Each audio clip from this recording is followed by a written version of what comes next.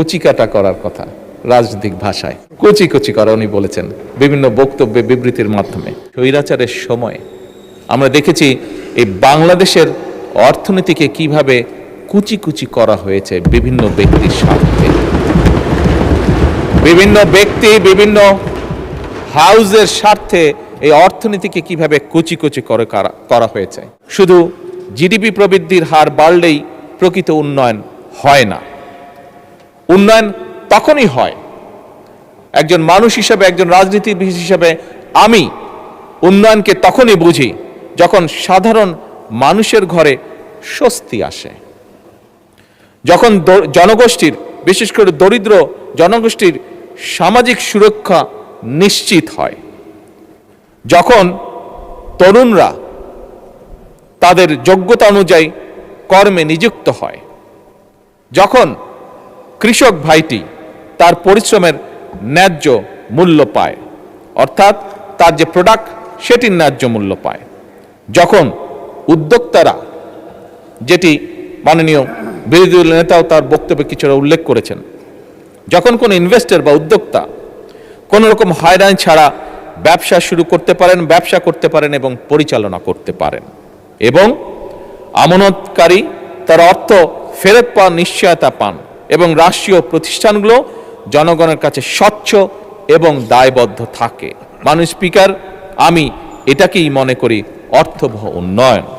এর মধ্যে মাননীয় স্পিকার চলচ্চিত্র পড়ে, থিয়েটার পড়ে, সঙ্গীত পড়ে, ডিজিটাল কন্টেন্ট পড়ে, ওটিটি পড়ে, গেমিং পড়ে, ডিজাইন পড়ে, ফ্যাশন পড়ে, সফটওয়্যার পড়ে, পর্যটন, এমনকি খেলাধুলা, এই সকল সেক্টরগুলি এর মধ্যে মোটামুটিভাবে ইনক্লুডেড। বিসমিল্লাহির রহমানির রহিম। মাননীয় স্পিকার, মাননীয় সকল সংসদ সদস্যবৃন্দ, আসসালামু আলাইকুম। মাননীয় স্পিকার, শুরুতেই আমি প্রথমেই আজকে আমার সকল সংসদ সদস্য সহকর্মীবৃন্দকে ধন্যবাদ জানাতে চাই।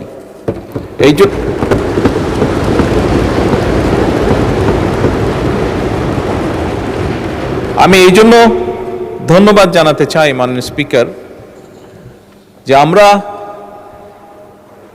18ই ফেব্রুয়ারি থেকে যখন এই সংসদ শুরু করলাম, আমরা তারপর থেকে বিভিন্ন চড়াই উতরাই পেরিয়ে আমরা আজকে এখানে এসেছি। আমরা উভয় পক্ষ, এবং আমাদের মধ্যে বিভিন্ন বিষয়ে আলোচনা হয়েছে, আমাদের মধ্যে বিভিন্ন বিষয়ে ঐক্যমত হয়েছি, আমরা আমাদের মধ্যে বিভিন্ন বিষয়ে দ্বিমত হয়েছে, কিন্তু তারপরেও আমি মনে করি, দৃঢ়ভাবে আমি আজকে এখানে দাঁড়িয়ে বিশ্বাস করি যে আমরা মনে হয় দেশের মানুষের সামনে একটি আশা তুলে ধরতে পেরেছি।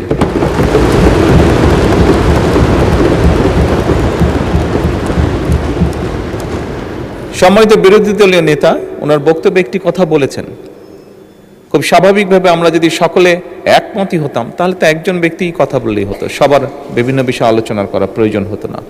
আমরা বিভিন্ন বিষয়ে আলোচনা করেছি, আমরা মতামত এক্সচেঞ্জ করেছি, ওপিনিয়ন এক্সচেঞ্জ করেছি আমরা, কিন্তু তারপরেও আমার মনে হয় ধীরে ধীরে আমরা জাতির সামনে মনে হয় একটি আশার আলো তুলে ধরতে সক্ষম হয়েছে।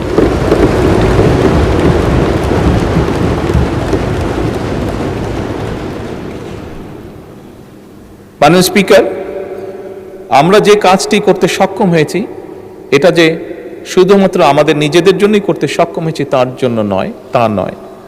আমি মনে করি এটিতে সবচেয়ে বড় যদি ক্রেডিট দিতে হয় তাহলে এই দেশের সাধারণ মানুষ যারা আছে, এই দেশের নাগরিক যারা আছে, 20 কোটি মানুষ, তাদের প্রত্যেককে এই ক্রেডিটটা দেওয়া উচিত, কারণ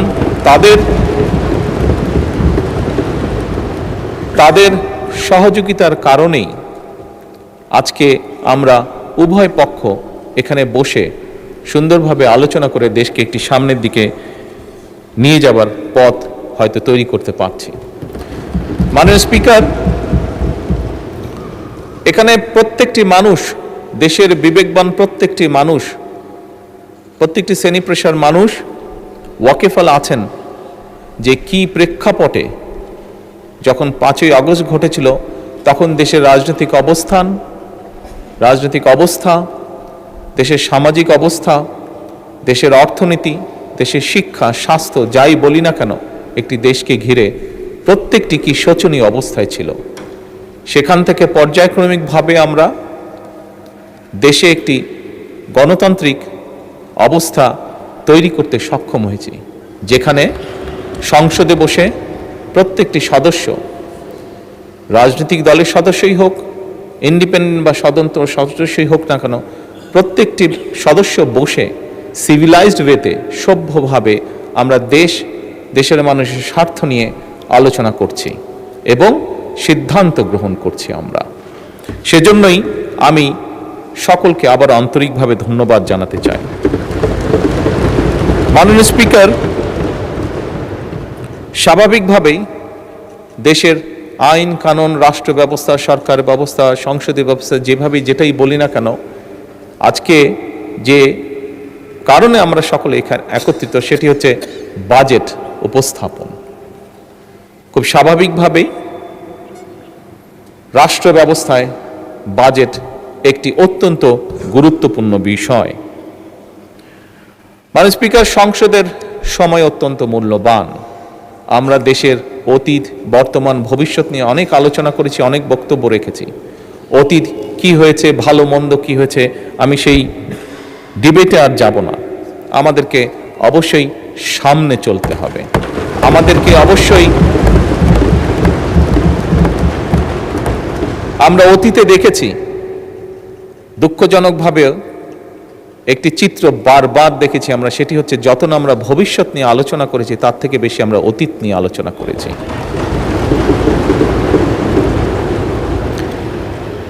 মাননীয় স্পিকার, আমি মনে করি আজকে দেশের প্রত্যেকটি মানুষ চায় যে আমরা ভবিষ্যৎ নিয়ে কথা বলবো। সেজন্যই মাননীয় স্পিকার, এই যে বাজেট সেশন, এই বাজেট সেশনকে বিশেষ করে, যেহেতু আমি সরকারি দলের সদস্য, সেই জন্য আজকে আমরা যে বাজেট উপস্থাপন করছি, এই বাজেটকে আমি একটি নামকরণ দিতে চাই, সেটি হচ্ছে জীবন বান্ধব বাজেট।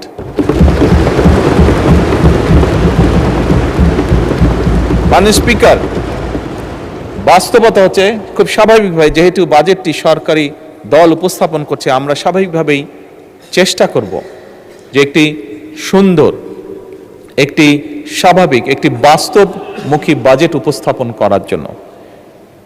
আমি বুঝি, আমি জানি, আমরা যে যত সুন্দর বাজেটই উপস্থাপন করি, যে যেটাই বলি না কেন, আমার মনে হয় এই কথাটিও বোধহয় মাননীয় বিরোধী দলের নেতা বলেছেন, যাই আমরা উপস্থাপন করি না কেন, সবকিছু কোনটা দিলেই যে সবকিছু একদম ঠিক হয়ে যাবে তা নয়। বাস্তবতা অনেক কঠিন। তারপরেও বিভিন্ন বিষয় বিবেচনা করে মাননীয় স্পিকার, যে বাজেটটি আমরা এখানে উপস্থাপন করেছি সেটি অবশ্যই আমরা চেষ্টা করেছি আমাদের সর্বোচ্চ দিয়ে, আমাদের সর্বোচ্চ বুদ্ধি, বিবেক, জ্ঞান দিয়ে আমরা চেষ্টা করেছি এমন একটি বাজেট উপস্থাপন করতে, যেই বাজেটটি শ্রেণী পেশা, সমাজের সকল মানুষ কিছুটা হলেও স্বস্তির শ্বাস ফেলতে পারে। মাননীয় স্পিকার, এই বাজেটটি যেদিন উপস্থাপন করা হয়, মাননীয় অর্থমন্ত্রী যখন বাজেটটি উপস্থাপন করেছিলেন, অনেকগুলো বিষয়ের মধ্যে আমরা দেখেছিলাম সেদিন আমাদের বোনেরা একটি বিষয়ে জানার পরে অত্যন্ত জোরালোভাবে শুভেচ্ছা জানিয়েছেন উভয় পক্ষের। সেটা হচ্ছে যে নিত্য প্রয়োজনীয় যেসব জিনিস আছে, নিত্য প্রয়োজনীয় বলতে যা আমরা সাধারণত বুঝে থাকি, এরকম 61টি পণ্যের উপর বলা যায় সম্পূর্ণভাবে আগে যা ট্যাক্স ছিল সেগুলো প্রত্যাহার করে নেওয়া হয়েছিল।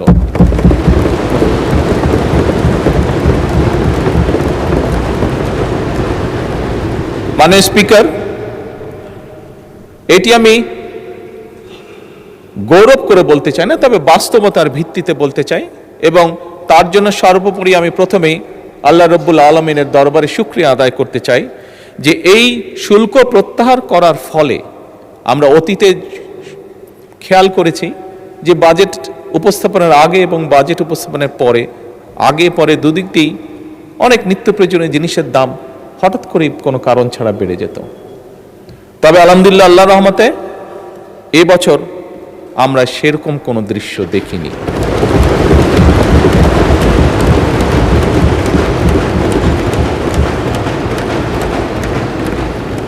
মাননীয় স্পিকার, একটি রাজনৈতিক দল হিসাবে, একটি রাজনৈতিক সরকার হিসাবে আমরা মনে করি আমাদের জনগণের প্রতি যে দায়িত্ব তার একটু হলেও আমরা হয়তো পূরণ করতে সক্ষম হয়েছি, কিছুটা হলেও আমরা জনগণকে রিলিফ দিতে পেরেছি।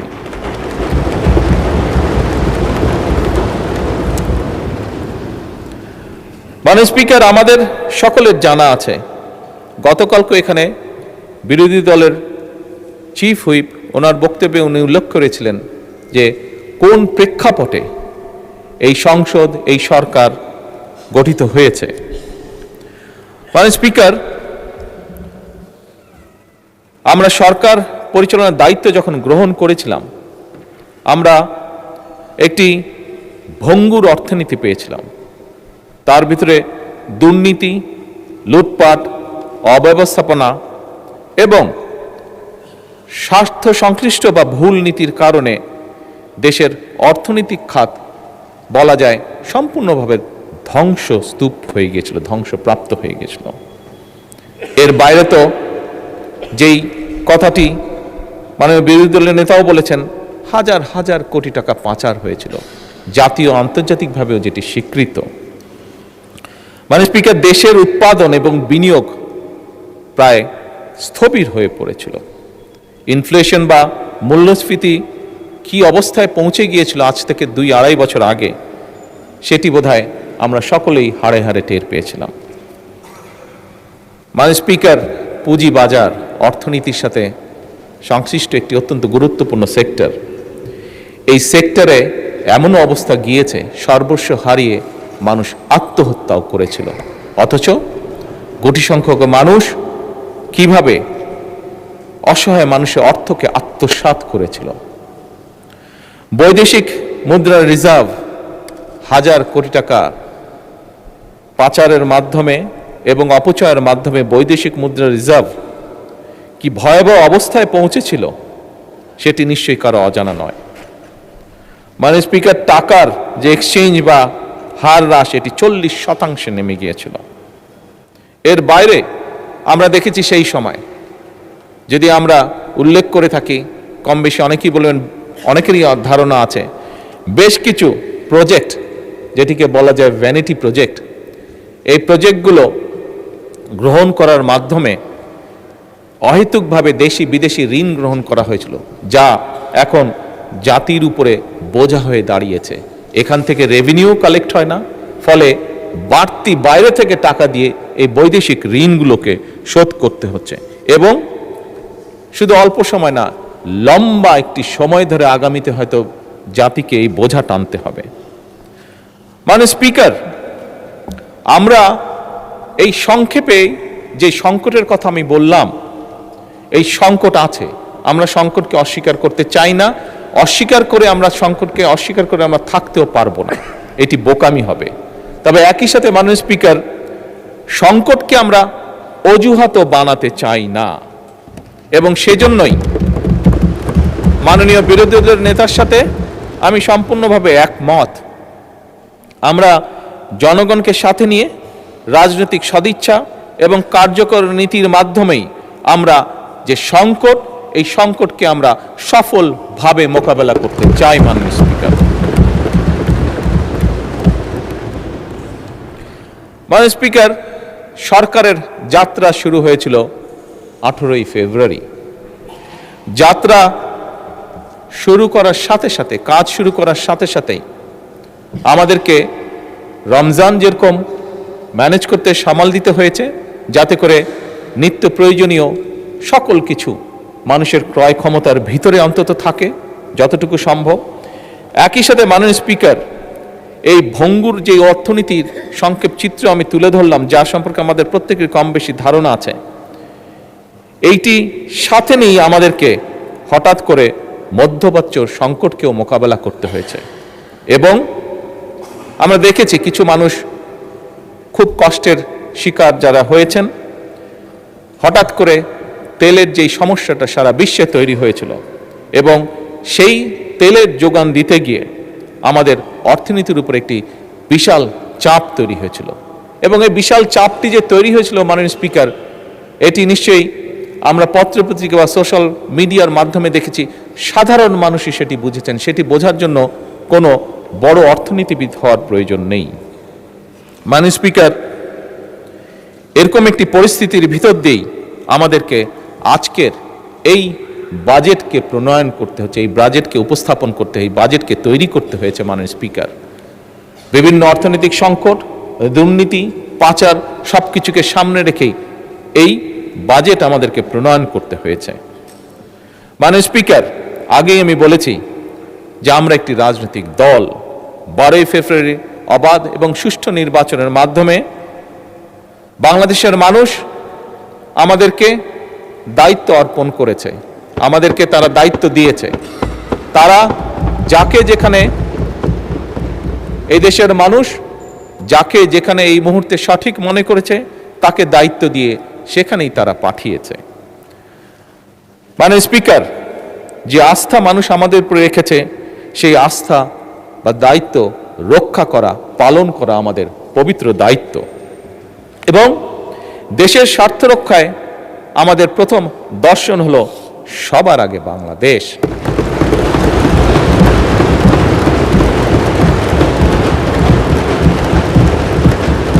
মাননীয় স্পিকার,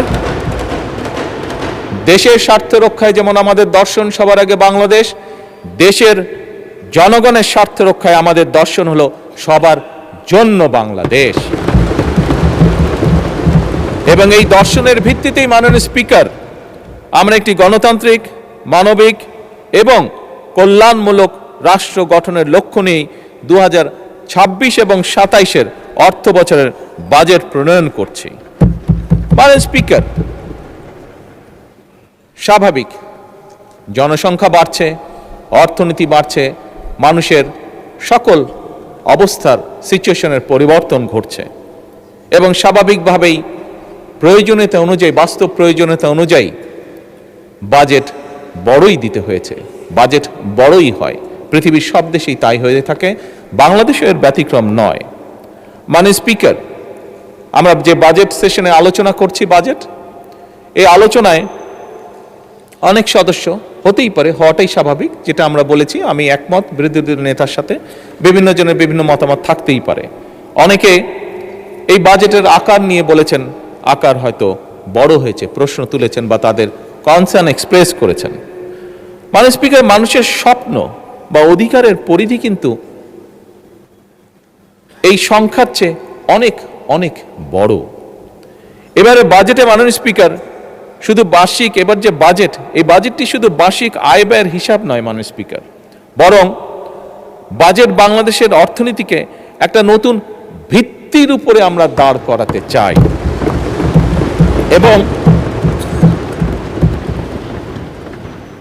এবং সেজন্যই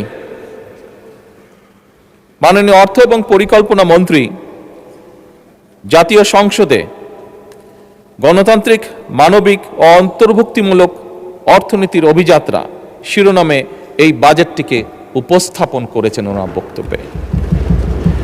মাননীয় স্পিকার, এইবার যে আমরা যে বাজেটটি উপস্থাপন করছি, এই বাজেটের অন্য একটি গুরুত্বপূর্ণ লক্ষ্য হচ্ছে অর্থনীতিকে কিছু মুষ্টিমেয় সুবিধাভোগীদের কবল থেকে বের করে নিয়ে এসে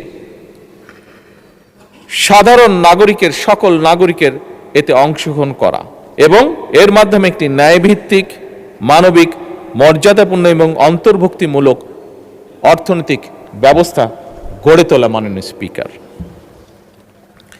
এবারের বাজেটের অন্যতম 3টি সবচেয়ে গুরুত্বপূর্ণ যে বিষয়, যেটির উপরে আমাদের সরকার জোর দিতে চাইছে। সেটি হচ্ছে প্রথমত দরিদ্র, নিম্ন আয় এবং ঝুঁকিগ্রস্ত মানুষের সামাজিক সুরক্ষা নিশ্চিত করে জীবনযাত্রার যে বোঝা সেটিকে যতটুকু সম্ভব লাঘব করা।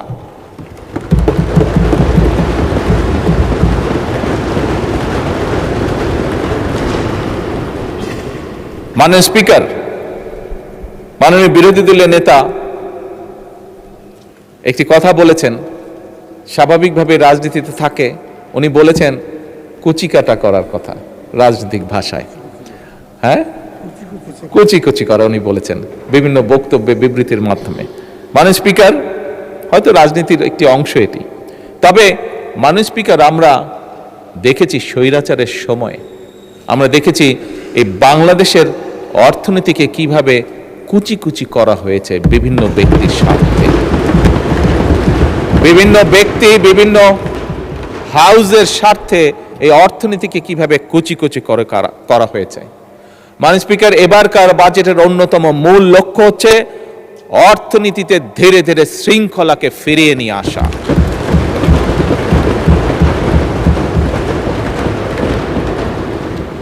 মাননীয় স্পিকার, অন্যতম তৃতীয় যে মূল লক্ষ্য এই বাজেটের, সেই লক্ষ্যটি হচ্ছে যা মাননীয় স্পিকার আপনি জানেন, গত সপ্তাহে আমি দুটি দেশ সফর করে এসেছি, একটি মালয়েশিয়া এবং একটি চীন। একটি আন্তর্জাতিক গণমাধ্যম তাদের পর্যালোচনায় বলেছে যে এবারকার সফরটির লক্ষ্য, উদ্দেশ্য, কথাবার্তা শুনে মনে হচ্ছে যে বাংলাদেশ সরকার এই দেশের অর্থনীতির উপরে জোর দিয়েছে এবং বিনিয়োগের উপরে তারা জোর দিয়েছে। এটি হচ্ছে তাদের একটি আন্তর্জাতিক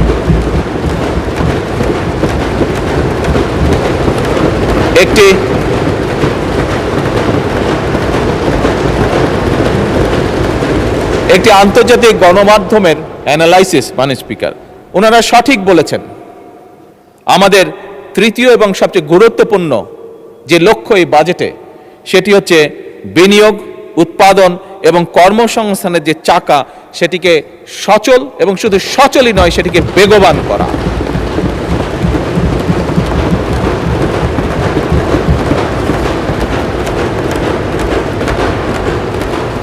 মাননীয় স্পিকার, 2026-27 অর্থ বছরের যে বাজেটের আকার ধরা হয়েছে সেটি হচ্ছে 9,38,000 কোটি টাকা, যার বিপরীতে আয় ধরা হয়েছে, রাজস্ব আয় ধরা হয়েছে 6,95,000 কোটি টাকা। মাননীয় স্পিকার, দেশের বর্তমান বাস্তবতা হলো আমাদের সম্পদের সীমাবদ্ধতা রয়েছে, আমরা যত বড় বড় যাই কথা বলি না কেন। সুতরাং আমরা যদি অর্থনৈতিক যে চাকা সেটিকে যদি বেগবান রাখতে হয়, তাহলে অবশ্যই মাননীয় স্পিকার আমাদের বিনিয়োগ এবং বিনিয়োগ প্রয়োজন। এবং এজন্যই আমরা বিনিয়োগ নির্ভর অর্থনীতি গড়ার কাজ আমরা হাতে নিয়েছি, আমরা উদ্যোগ গ্রহণ করেছি, ইনভেস্টমেন্ট। এবং এই উদ্দেশ্যে মাননীয় স্পিকার, আমরা বাজেটে উন্নয়ন ব্যয়ের অংশ সামনের অর্থ বছরের জন্য 50%-রও বেশি বৃদ্ধি করে 3,16,000 কোটি টাকায় উন্নীত করেছি। মাননীয় স্পিকার,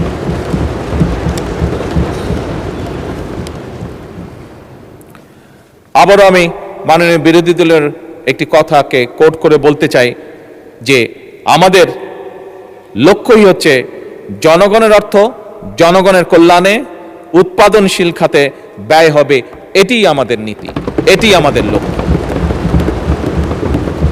মাননীয় স্পিকার, সরকারি বিনিয়োগের ক্ষেত্রে কোন প্রকল্পে কত টাকা ব্যয় হলো সেটি আমরা সেভাবে বিবেচনায় নিতে চাই না, বরং আমাদের বিবেচনাটি হচ্ছে একটি প্রকল্পে যদি বিনিয়োগ হয়, সেই বিনিয়োগ এবং উৎপাদন কি ভূমিকা রাখবে মানুষের জীবনে, জনগণের কতটা উপকারে আসবে, কি পরিমাণ কর্মসংস্থান সেটি তৈরি করবে এবং তা পরিবেশের উপরে কি প্রভাব ফেলবে, এই বিষয়গুলোই হচ্ছে আমাদের বিবেচনা প্রকল্পের। আমাদের অর্থনৈতিক কৌশল 3টি ধাপে আমরা বাস্তবায়ন করতে চাই। মাননীয় স্পিকার, প্রথমটি হচ্ছে পুনরুদ্ধার, উত্তরণ ও পুনর্গঠন। প্রথম ধাপে মাননীয় স্পিকার, অর্থনীতির যে অবনতি, যে ডিক্লাইন যেভাবে করছে, এটিকে ধরে রাখা, ধরে উপরের দিকে নিয়ে আসা, অর্থাৎ এটিকে রোধ করা, মূল্যস্ফীতিকে নিয়ন্ত্রণ করা, বৈদেশিক মুদ্রা ব্যবস্থাপনাকে শক্তিশালী করা, জ্বালানি ও খাদ্য নিরাপত্তা নিশ্চিত করা এবং একটি রাজনৈতিক সরকার হিসাবে একটি মূল যেটি লক্ষ্য হচ্ছে প্রান্তিক জনগোষ্ঠীর সুরক্ষা বৃদ্ধি করা। অর্থাৎ যারা আমাদেরকে ভোট দিয়ে এখানে পাঠিয়েছে তাদের জন্য কাজ করার জন্য তাদের সুরক্ষা বৃদ্ধি করা। মাননীয় স্পিকার, দ্বিতীয় ধাপে আমরা চাই রাজস্ব সংস্কার, ব্যাংকিং খাতের পুনর্গঠন, বিনিয়োগ পরিবেশের উন্নয়ন, রফতানি বহুমুখীকরণ এবং অবশ্যই কর্মসংস্থান সম্প্রসারণ করা। তৃতীয় ধাপে মাননীয় স্পিকার, উৎপাদনশীল, উদ্ভাবন নির্ভর, প্রতিযোগিতা এবং অন্তর্ভুক্তিমূলক অর্থনীতির ভিতকে সুদৃঢ় করা। মাননীয় স্পিকার, আমরা বিশ্বাস করি শুধু জিডিপি প্রবৃদ্ধির হার বাড়লেই প্রকৃত উন্নয়ন হয় না।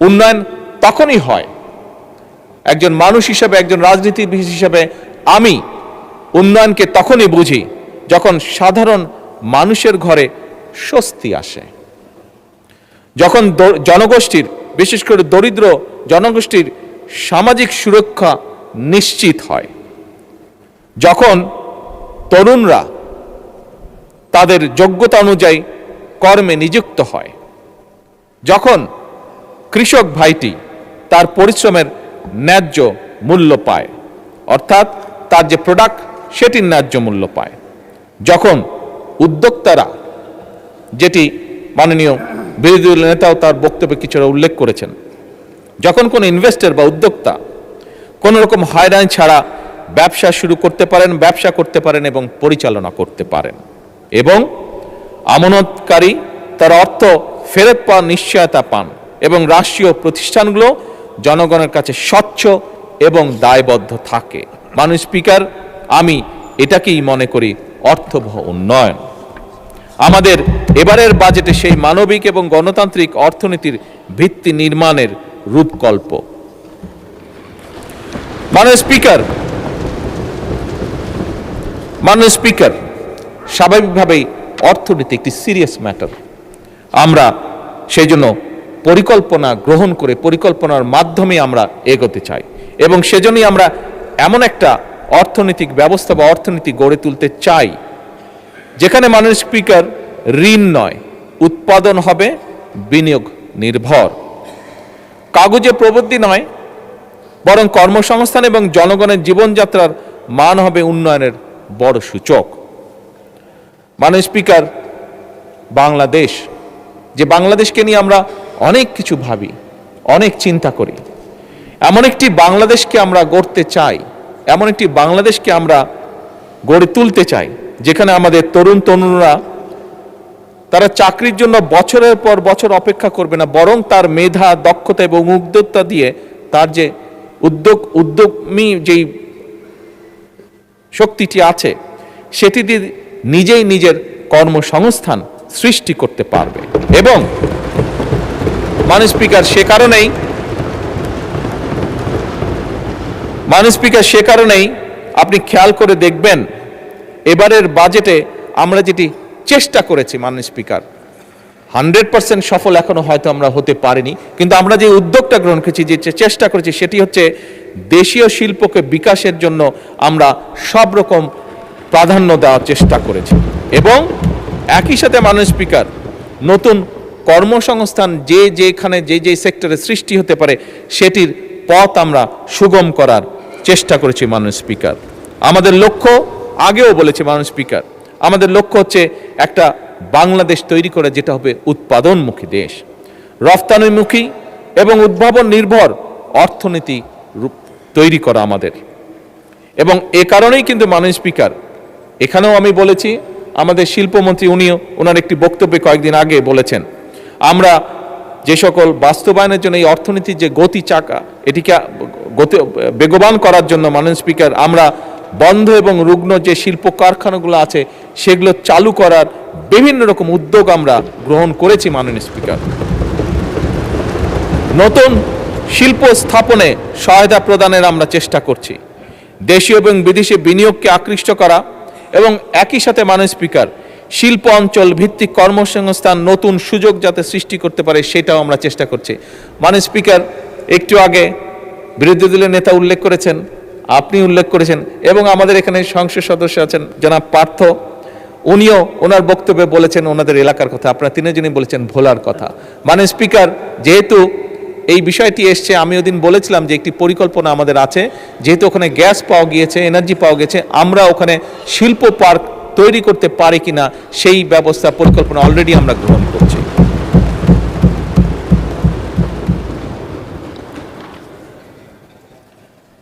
মাননীয় স্পিকার, একজন উদ্যোক্তা যেন সহজে তার ব্যবসা শুরু করতে পারেন এবং বাণিজ্যের প্রসার ঘটাতে পারেন, সেজন্য যে সকল আইন কানুন আছে বর্তমানে এই বাজেটের মাধ্যমে আমরা সেই আইন কানুনগুলোকে সহজ করে সে যাতে সহজে লোন বা ফান্ডিং পেতে পারে সেটাকেও উদ্যোগ গ্রহণ করা হয়েছে।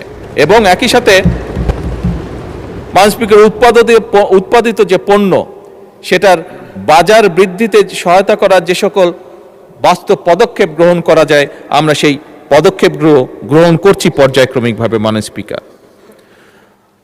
স্পিকার, এগুলো তো গেল প্রচলিত শিল্পের কথা। কতগুলো শিল্প আছে যেগুলো নিয়ে সাধারণত আমরা কথা বলি না, হয়তো সেমিনার সিম্পোজিয়ামে আমরা সেগুলো নিয়ে আলাপ করি, কিন্তু এই শিল্পগুলোর গুরুত্ব কিন্তু অপরিসীম। আমরা সেভাবে দেখি না বা চিন্তা করি না বলে আমরা সেটা হয়তো অনেক সময় বুঝে উঠতে পারি না। এই শিল্পগুলোর সাথে বিরাট একটি অংশ জড়িত আছে, যার মধ্যে বিরাট একটি অংশ হচ্ছেন আমাদের মা বোনেরা।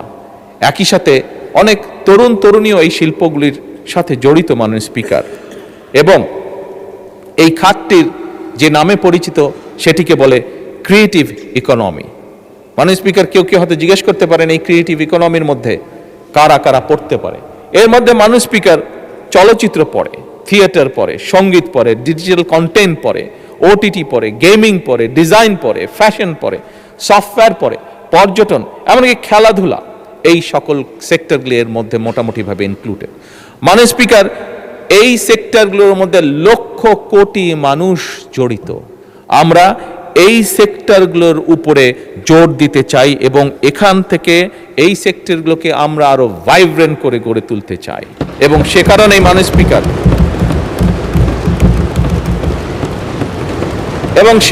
মাননীয় স্পিকার, এই খাতগুলোকে আমরা অর্থনীতির মূল ও স্রোতধারায় নিয়ে আসার উদ্যোগ গ্রহণ করেছি, সিদ্ধান্ত গ্রহণ করেছি মাননীয় স্পিকার, যা আমরা বিশ্বাস করি দেশের শুধু ভিতরের অর্থনীতি নয়, যা আমাদেরকে বৈদেশিক মুদ্রা অর্জনে সহযোগিতা করবে, যা আমাদেরকে অনেক ডাইরেক্ট এবং ইনডাইরেক্ট কর্মসংস্থানের সুযোগ সৃষ্টি করবে। মাননীয় স্পিকার, সরকার একদিকে পেশাদার খেলোয়াড় তৈরি করতে চায়।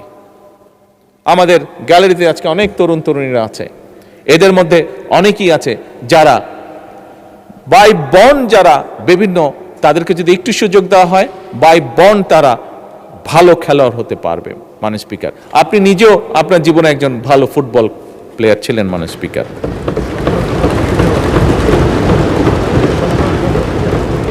স্পিকার, এই লক্ষ্যে ক্রীড়ার বিভিন্ন ইভেন্টে দেশে বিদেশে সাফল্য অর্জনকারী যে খেলোয়াড় আছে, মাননীয় স্পিকার, এইবারই প্রথমবারের মতন আমরা একটা জাতীয় সম্মানী কাঠামোর আয়তায় এদেরকে নিয়ে এসেছি এবং তাদেরকে আমরা অর্থনৈতিক সহায়তা প্রদান করছি। আমাদের দেশে খুব স্বাভাবিকভাবে মাননীয় স্পিকার একটি সামাজিক একটি পারসেপশন রয়ে গিয়েছে আমাদের মধ্যে যে খেলাধুলা করলে, যদি বেশি খেলাধুলা কেউ করে তাহলে জীবনে সে বড় কিছু হতে পারবে না। কিন্তু মাননীয় স্পিকার, খেলাধুলাও যে একটি প্রফেশন হতে পারে, এটি আমার মনে হয় এই সংসদে বোধহয় আপনি খুব হাতে গোনা দু একজনের মধ্যে আপনি একজন মানুষ যে ভালো করে জানেন যে খেলাধুলা ক্যান বিকাম এ প্রফেশন, এবং আমরা এটিকে মাননীয় স্পিকার এটিকে আমরা তুলে ধরতে চাই। এই খেলাধুলার প্রফেশন হতে হবে, এর মাধ্যমে আমরা আমাদের ভবিষ্যৎ প্রজন্মের যারা সদস্য তাদেরকে, যারা এই খেলাধুলায় ভালো তাদেরকে আমরা প্যাট্রোনাইজ করতে চাই, তাদেরকে সেইটাকে পেশা হিসেবে আমরা শক্তিশালীভাবে গড়ে তুলতে চাই। মাননীয় স্পিকার, অপরদিকে দেশে খেলাধুলায় যে শিক্ষা কারিকুলামে আমরা স্পোর্টসকে একটি বিষয় হিসেবে অন্তর্ভুক্ত করতে চাই। আমাদের যে রেগুলার কারিকুলাম আছে তার মধ্যে আমরা স্পোর্টসকে নিয়ে আসতে চাই। এই ব্যাপারে কাজ চলছে, ইনশাল্লাহ আগামী এক বছরের মধ্যে আমরা এটার প্রতিফলন দেখতে পাবো। মাননীয় স্পিকার, নতুন কুড়ি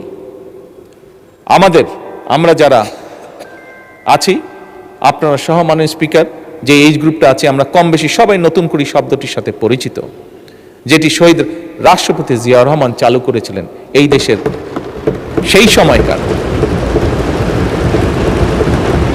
সময়কার শিশু কিশোর যারা ছিল তাদের ভিতরে যে প্রতিভা ছিল, সেই প্রতিভাগুলো, কালচারাল প্রতিভা যেগুলো ছিল, সেটিকে বের করে নিয়ে আসা, তাদেরকে আরো কনফিডেন্ট ভাবে গড়ে তোলা।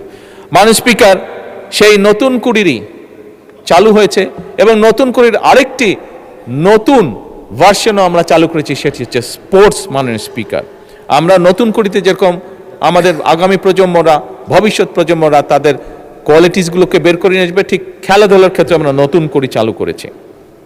এর মাধ্যমে মাননীয় স্পিকার, এই খাতগুলোর অর্থনীতি একটি নতুন খাত হিসেবে বিকশিত হওয়ার পাশাপাশি এর মাধ্যমে সারা দেশের তরুণদের মধ্যে আয় এবং কর্মসংস্থান সৃষ্টি হবে এবং একই সাথে মাননীয় স্পিকার, দৃঢ়ভাবে আমি বিশ্বাস করি সামাজিক ও সাংস্কৃতিক একত্রতা এবং সংহতি বৃদ্ধি পাবে।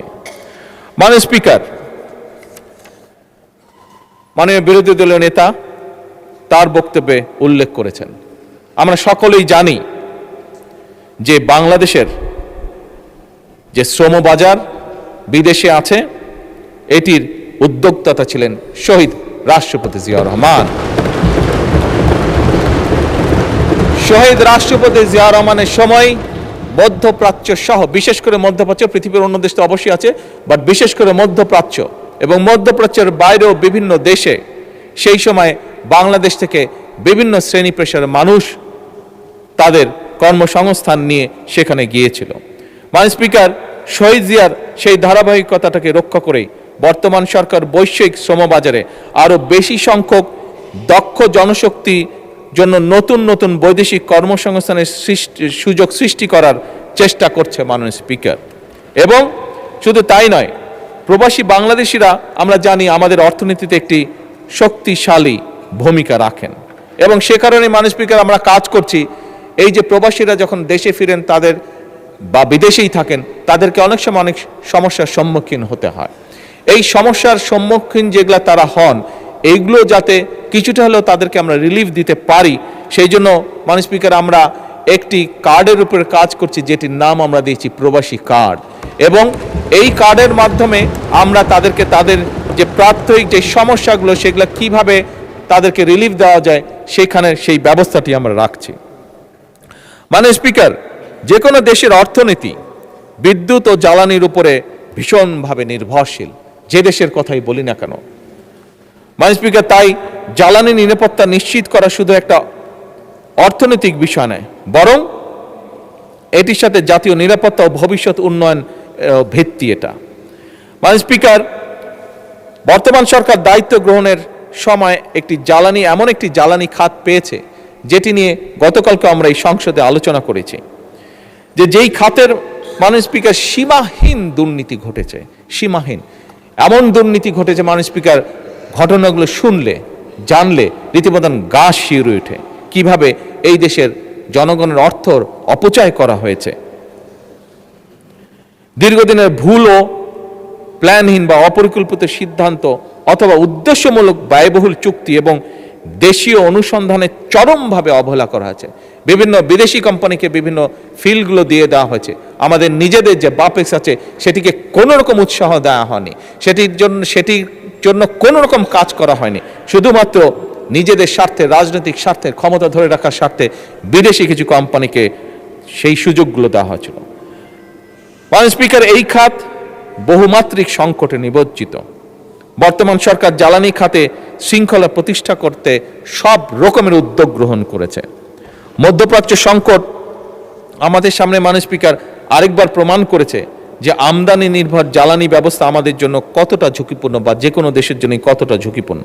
এবং সেই কারণে সরকার জ্বালানির উৎস বহুমুখীকরণ, দেশীয় গ্যাস অনুসন্ধান, রিনিউয়েবল এনার্জির সম্প্রসারণ, জাতীয় গ্রিডকে মডার্নাইজ করা, জ্বালানি দক্ষতা বৃদ্ধির উপরে আমরা গুরুত্ব আরোপ দিয়েছি। কারণ আমরা যেই $1 ট্রিলিয়ন ইকোনমিকে এইম করছি, সেটিকে যদি আমাদের বাস্তবায়ন করতে হয় মাননীয় স্পিকার, তাহলে অবশ্যই আমাদেরকে এনশিওর করতে হবে যাতে নির্বিঘ্ন জ্বালানি সাপ্লাই অব্যাহত থাকে।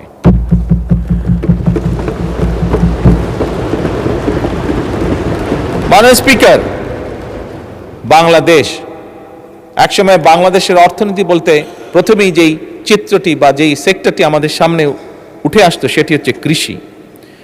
এই অর্থনীতিকে, কৃষি নির্ভর যে অর্থনীতি আমাদের, এটিকে চাঙ্গা রাখার কোনো এছাড়া আমাদের কোনো বিকল্প আমাদের সামনে নেই। এবং সেজন্যই মাননীয় স্পিকার, কৃষি এবং কৃষককে বাঁচানোর জন্য এই সরকার যতটুকু যা করা প্রয়োজন একটি সরকারের পক্ষে আমরা আমাদের অবস্থান থেকে চেষ্টা করছি প্রত্যেকটি ব্যবস্থা গ্রহণ করার জন্য। এবং সে কারণেই মাননীয় স্পিকার,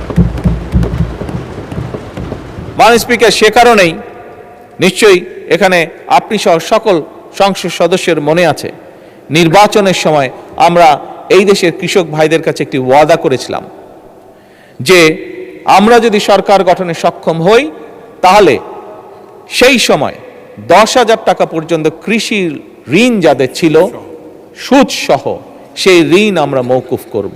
মাননীয় স্পিকার,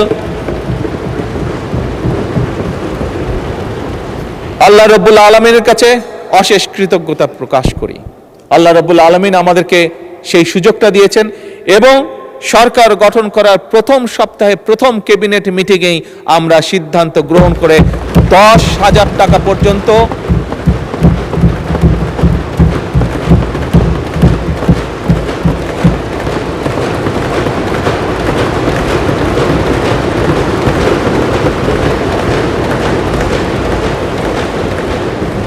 টাকা পর্যন্ত সুদ সহ যে কৃষি ঋণ ছিল, প্রায় 13 লক্ষ কৃষকের সেই কৃষি ঋণ আমরা মওকুফ করেছি সরকার। মাননীয় স্পিকার, আমরা আরেকটি কমিটমেন্ট করেছিলাম এই দেশের কৃষক ভাইদের কাছে যে তাদেরকে সহায়তা করার জন্য, তাদের পাশে দাঁড়ানোর জন্য সরকার তার সর্বোচ্চ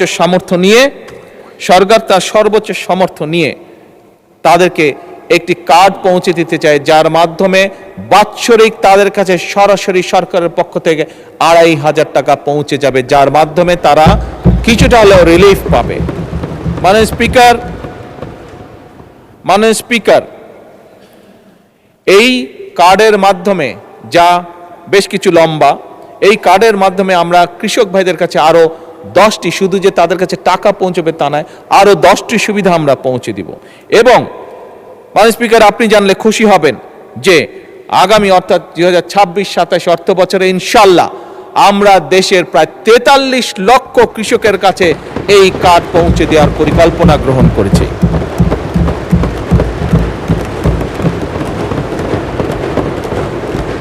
মাননীয় স্পিকার, কৃষির ব্যাপারে সংক্ষেপে আপনার সামনে তুলে ধরলাম, এই সংসদের সামনে তুলে ধরলাম। কৃষির সাথে আরেকটি বিষয় ওতপ্রোতভাবে জড়িত। শুধু কৃষি বা কেন বলি, আমাদের সকালে ঘুম থেকে উঠে রাতে ঘুমানো যাওয়া পর্যন্ত যেই বিষয়টি একটি জড়িত, সেটি হচ্ছে দেশের পানি। মাননীয় স্পিকার, দেশে দীর্ঘদিন ধরে নদী খনন, পানি সংরক্ষণ, বন্যা নিয়ন্ত্রণ, নদী ভাঙন প্রতিরোধ, আন্তঃনদী ব্যবস্থায় সমন্বিত পরিকল্পনা একটি অভাব ছিল বা আছে, আমি বলবো এখনো বিদ্যমান আছে। মাননীয় স্পিকার, সুতরাং নদীর যে নাব্যতা, প্রায় আমরা দেখি নদীগুলোতে হয় বন্যা হচ্ছে অথবা নদীগুলোতে পানি শুকিয়েছে, সবকিছু মিলে নদীর যে নাব্যতা, এটি ফিরিয়ে এনে, এগুলিকে খনন করার মাধ্যমে এগুলোকে ফিরিয়ে এনে দেশে বন্যা খরা থেকে মুক্ত রেখে, একই সাথে মাননীয় স্পিকার, সারা বছর যাতে আমাদের কৃষক ভাইরা, মাননীয় স্পিকার, আমি এমন জায়গায়ও গিয়েছি যেখানে বর্ষাকালেও, যেখানে পানি থই থই করে বর্ষাকালে, সেখানেও আমরা দেখেছি অনেক খালে পানি থই থই করছে, কিন্তু খাল থেকে কিছু দূরে কৃষক পানির অভাবে তার জমিতে সেচ দিতে পারছে না। সেজন্যই মাননীয় স্পিকার, সারা বছর যাতে কৃষক সেচ সুবিধা নিশ্চিত রাখতে পারে তার জন্য বর্তমান সরকার পুনরায় যেখানে সম্ভব নদীগুলো, যে সকল নদী পসিবল সেই নদীগুলো এবং খালগুলোকে খনন এবং পুনর্খননের কাজ এরই ভিতরে শুরু করেছে। মাননীয় স্পিকার, আগামী 5 বছরে আমাদের পরিকল্পনা সমগ্র বাংলাদেশে ইনশাল্লাহ আমরা 20,000 কিলোমিটার খাল খনন করব এবং মাননীয় স্পিকার, এরই মধ্যে 20,000-এর মধ্যে গত 3 মাসে আমরা প্রায় 900 কিলোমিটার খাল পুনর্খনন এবং খনন করেছি। কিছু কিছু ক্ষেত্রে মাননীয় স্পিকার আমরা কমপ্লেন পেয়েছি, সেগুলোকে আমরা দেখছি, দরকার হলে সেগুলো আবার আমরা হাতে নিব সেই কাজগুলো। মাননীয় স্পিকার, আমাদের সংসদ সদস্যরা বিশেষ করে দেশের উত্তরাঞ্চল থেকে যে সকল সংসদ সদস্য নির্বাচিত হয়েছেন, সেটি রাজশাহী হোক অথবা সেটি রংপুর বিভাগ হোক না কেন, প্রত্যেকেরই দুটি বড় কনসার্ন হচ্ছে পানি, পদ্মা, তিস্তা।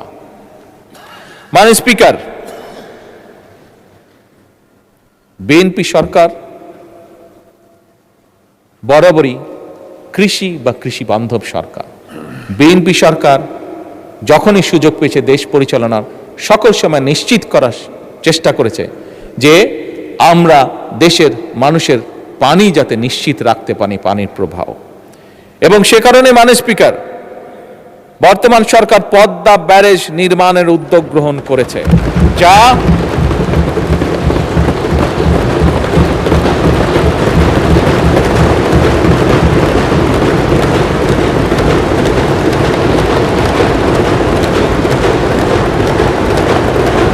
এই ব্যারেজ নির্মাণের মাধ্যমে বর্ষা মৌসুমে যে অতিরিক্ত পানি আমাদের কাছে আসে সেই পানিটিকে আমরা ধরে রাখব, যাতে করে শুষ্ক মৌসুম এবং বছরের বাকি সময়টা আমরা কৃষক সহ সকলের কাছে পানি সরবরাহ করতে পারি।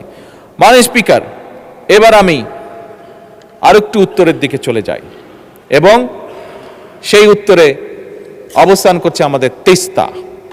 মাননীয় স্পিকার, জাতীয় অগ্রাধিকার ভিত্তিতে ইনশাল্লাহ এই সরকার যে কোনো মূল্যে তিস্তা ব্যারেজ মহাপরিকল্পনা বাস্তবায়ন করবে।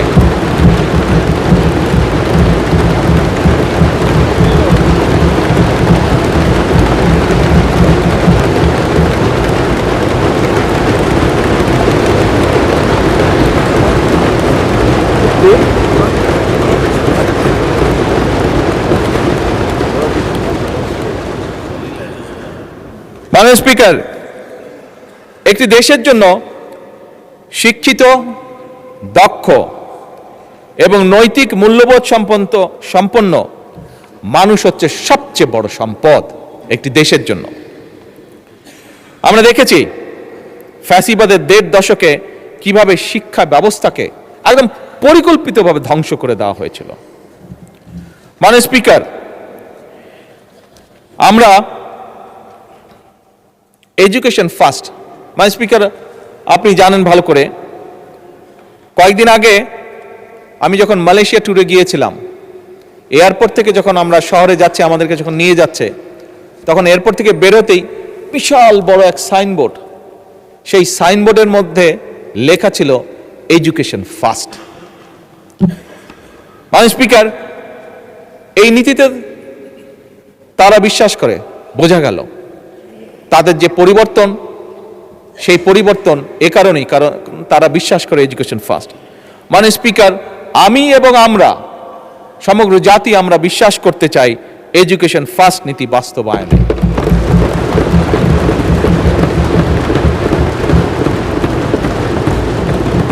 এবং সে কারণে মাননীয় স্পিকার, প্রস্তাবিত বাজেটে বর্তমান সরকার দেশের ইতিহাসে শিক্ষা খাতে সবচাইতে বেশি বরাদ্দ রেখেছে। এবং মাননীয় স্পিকার, আগামী অর্থ বছরে শিক্ষা খাতে বরাদ্দ জিপিটির 2% উন্নীত করার প্রস্তাব করা আছে। এবং মাননীয় স্পিকার, আমরা আমাদের সর্বোচ্চ চেষ্টা দিয়ে, বর্তমান সরকার সর্বোচ্চ চেষ্টা দিয়ে, আমাদের লক্ষ্য থাকবে আগামী 5 বছরে শিক্ষা খাতের বিনিয়োগ জিডিপির 5% উন্নীত করা।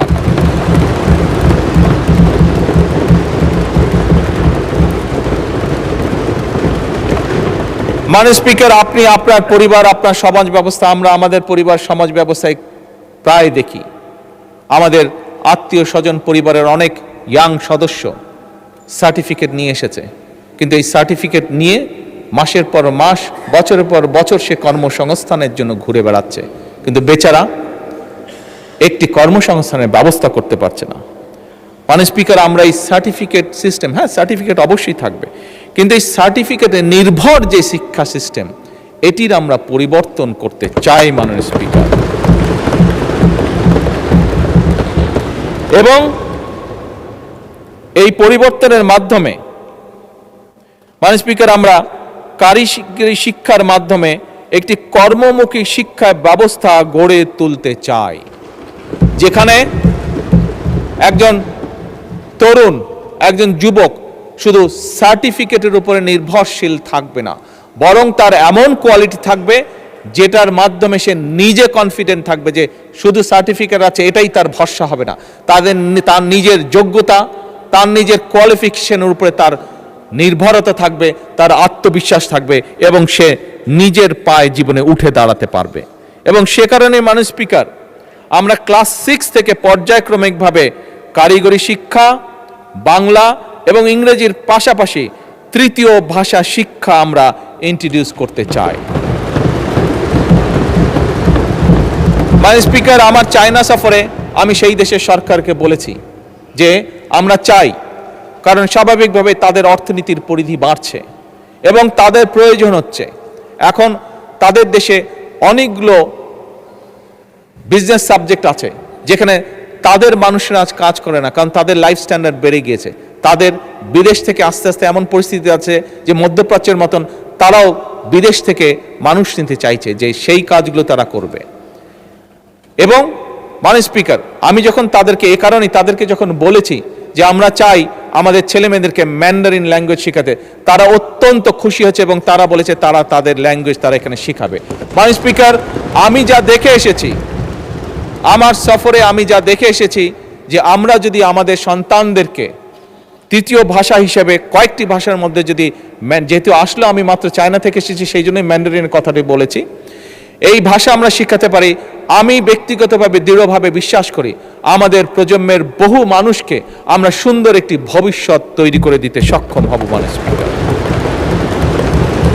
একই সাথে মাননীয় স্পিকার, শুধু ম্যান্ডারিন না, এর বাইরে জাপানিজ আছে, এর বাইরে আমরা ফ্রেঞ্চ আছে, জার্মান আছে, অ্যারাবিক আছে, এই ভাষাগুলো আমরা ইন্ট্রোডিউস করতে চাইছি মাননীয় স্পিকার থার্ড ল্যাঙ্গুয়েজ হিসাবে। এর বাইরে মাননীয় স্পিকার, ক্রীড়া ও শিক্ষা সংস্কৃতির বিকাশ, আনন্দময় প্রযুক্তি নির্ভর শিক্ষা, one teacher one tab, multimedia classroom, বিনামূল্যে ওয়াইফাই, এই সকল কিছু, একই সাথে প্রাইমারি স্কুলে বাচ্চাদের জন্য স্কুল ড্রেস, এই সবগুলো বিষয় আমরা পর্যায়ক্রমিকভাবে আমাদের শিক্ষা ব্যবস্থাকে, আমাদের শিক্ষার্থীদেরকে, আমাদের ভবিষ্যৎ প্রজন্মদেরকে শক্তিশালীভাবে, দৃঢ়ভাবে, কনফিডেন্টভাবে গড়ে তোলার জন্য এই বাজেটে আমরা এই পদক্ষেপগুলো রেখেছি, যা আমরা পর্যায়ক্রমিকভাবে ধীরে ধীরে বাস্তবায়ন করব ইনশাআল্লাহ।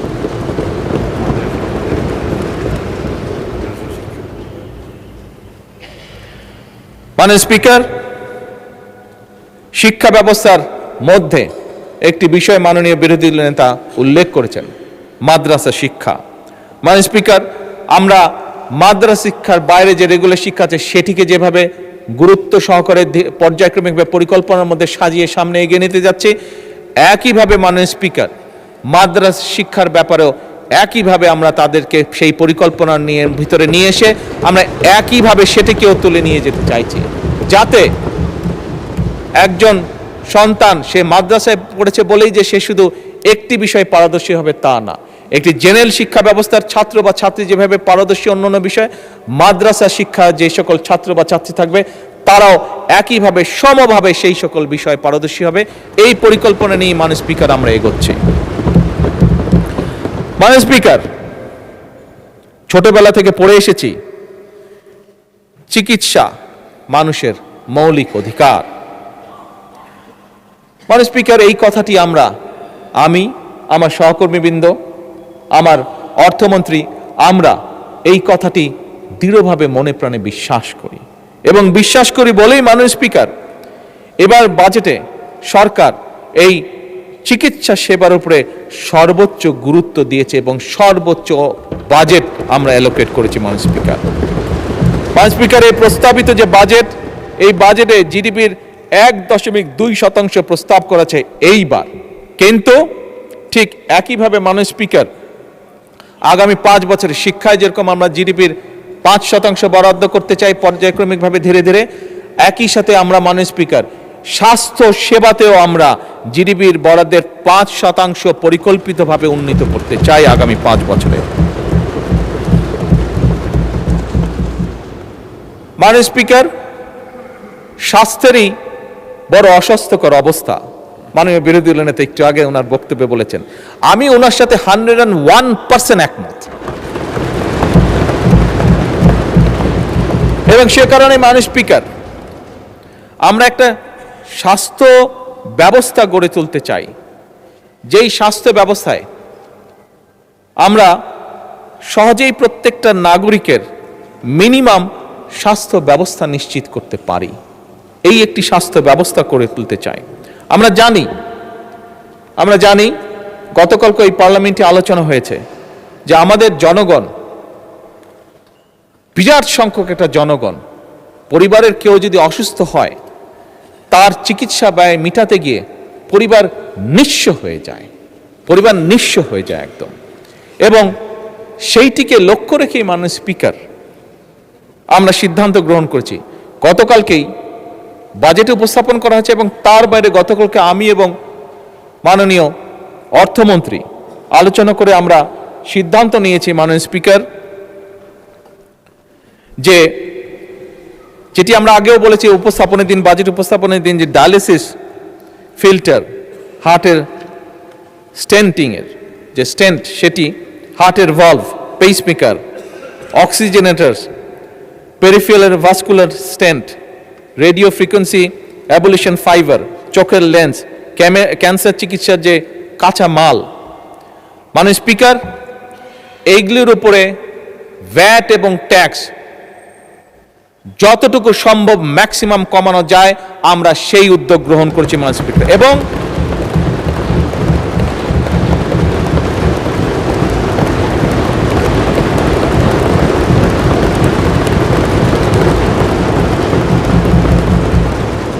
এর ফলে আমরা মাননীয় স্পিকার হিসাব করে দেখেছি, একজন মানুষের যদি এখন হার্টে স্টেন্ট করতে 1 লক্ষ টাকা লাগে, এই আগামী পরশুদিন থেকে মাননীয় স্পিকার এই বাজেট পাস হওয়ার সাথে সাথে সেই খরচটি নেমে অলমোস্ট 50%, অর্থাৎ 50% চলে আসবে।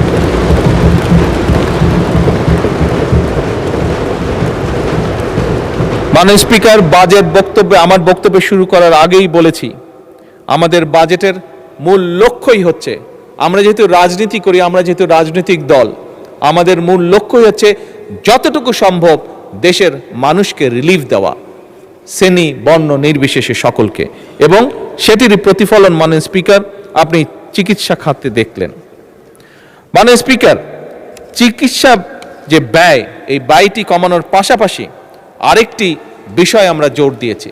এখানে মাননীয় বিরোধী দলের নেতা আছেন, ওনার সাথে আমার প্রথম লন্ডনে দেখা হয়েছিল আজকে থেকে প্রায় 5 বছর আগে।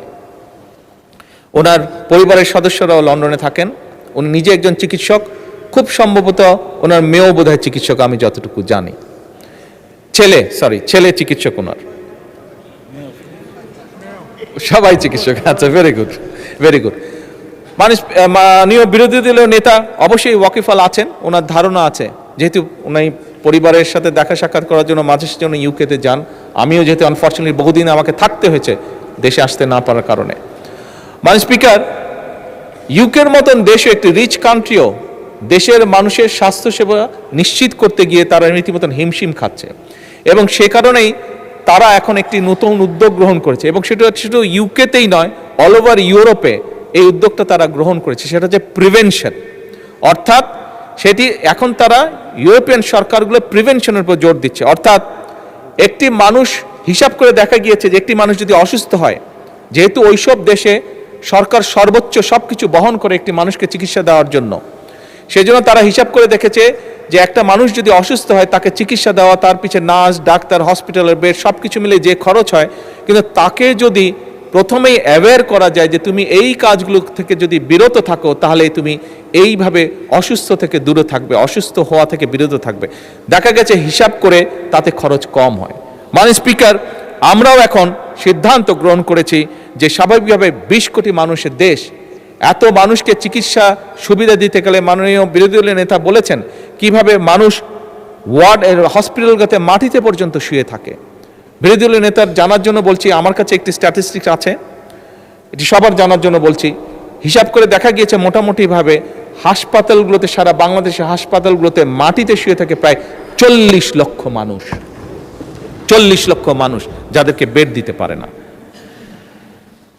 এখন এত বিশাল সংখ্যক জনসংখ্যার দেশ, স্বাভাবিকভাবে সরকারের, আমি বলেছি আমার বক্তব্যে, সরকারের সীমাবদ্ধতা আছে সম্পদের, রাষ্ট্রের সীমাবদ্ধতা আছে সম্পদের। সেজন্য আমরা উদ্যোগ গ্রহণ করেছি, আমরা মানুষকে বোঝাবো, মানুষকে অ্যাওয়্যার করবো যে কি থেকে কি অসুখ, কাজ থেকে বিরত থাকলে, খাবার দাবার লাইফস্টাইল ফলো করলে অসুখ থেকে, অসুস্থ থেকে বিরত থাকা যায়, বেঁচে থাকা যায়, নিজে সুস্থ থাকা যায়। এবং সেই জন্যই মাননীয় স্পিকার, আমরা prevention is better then cure এই পলিসি আমরা বাস্তবায়ন করতে চাইছি। এবং সে কারণেই আমরা সমগ্র বাংলাদেশে 1 লক্ষ হেলথ কেয়ারার বা হেলথ ওয়ার্কার নিয়োগ দেওয়ার পরিকল্পনা গ্রহণ করেছি, যারা গ্রামে গ্রামে ঘরে ঘরে যাবে, আমাদের মায়েদেরকে বোঝাবে, বোনেদেরকে বোঝাবে। কারণ মা বোনেরাই পরিবারের স্বাস্থ্য, খাবার দাবার, হাইজিন সব কিছু কম বেশি খেয়াল রাখেন। কাজেই কোন জিনিসটি খেলে হার্টের অসুখ থেকে দূরে থাকা যাবে, কোন জিনিসটি খেলে বা কোন জিনিসটি না খেলে কিডনির প্রবলেম থেকে দূরে থাকা যাবে, কোন জিনিসটি খেলে না খেলে প্রেশার বা অন্যান্য যাবতীয় অসুস্থ থেকে দূরে থাকা যাবে, এই হেলথ কেয়ারগুলো সেখানেই কাজ করবে। এবং আমরা আশা করি ধীরে ধীরে জনগণ এটির সুফলটি পাবে। ফলে এইখানে যদি রোগীর সংখ্যা কমে, আমরা হাসপাতালগুলোতে কিছুটা হলেও বেটার সার্ভিস তখন এনশিওর করতে পারবো। মাননীয় স্পিকার, অনেক সময় লাগবে। সরকার প্রতিটি শ্রেণী পেশার মানুষের জন্য সামাজিক সুরক্ষা বলয় নিশ্চিত করতে চায়। কারণ আমি একজন রাজনৈতিক কর্মী হিসাবে দৃঢ়ভাবে বিশ্বাস করি, মাননীয় স্পিকার, নাগরিকদের রাজনৈতিক এবং অর্থনৈতিকভাবে ক্ষমতাহীন রেখে রাষ্ট্র কখনোই শক্তিশালী হতে পারে না। রাষ্ট্রকে যদি শক্তিশালী করতে হয় তাহলে অবশ্যই একজন নাগরিককে রাজনৈতিকভাবে এবং অর্থনৈতিকভাবে তাকে শক্তিশালী হতে হবে। এবং এই কারণেই মাননীয় স্পিকার, বর্তমান সরকার সমাজে নারীদেরকে অর্থনৈতিকভাবে ক্ষমতায়ন বা এম্পাওয়ার্ড নিশ্চিত করতে চায়।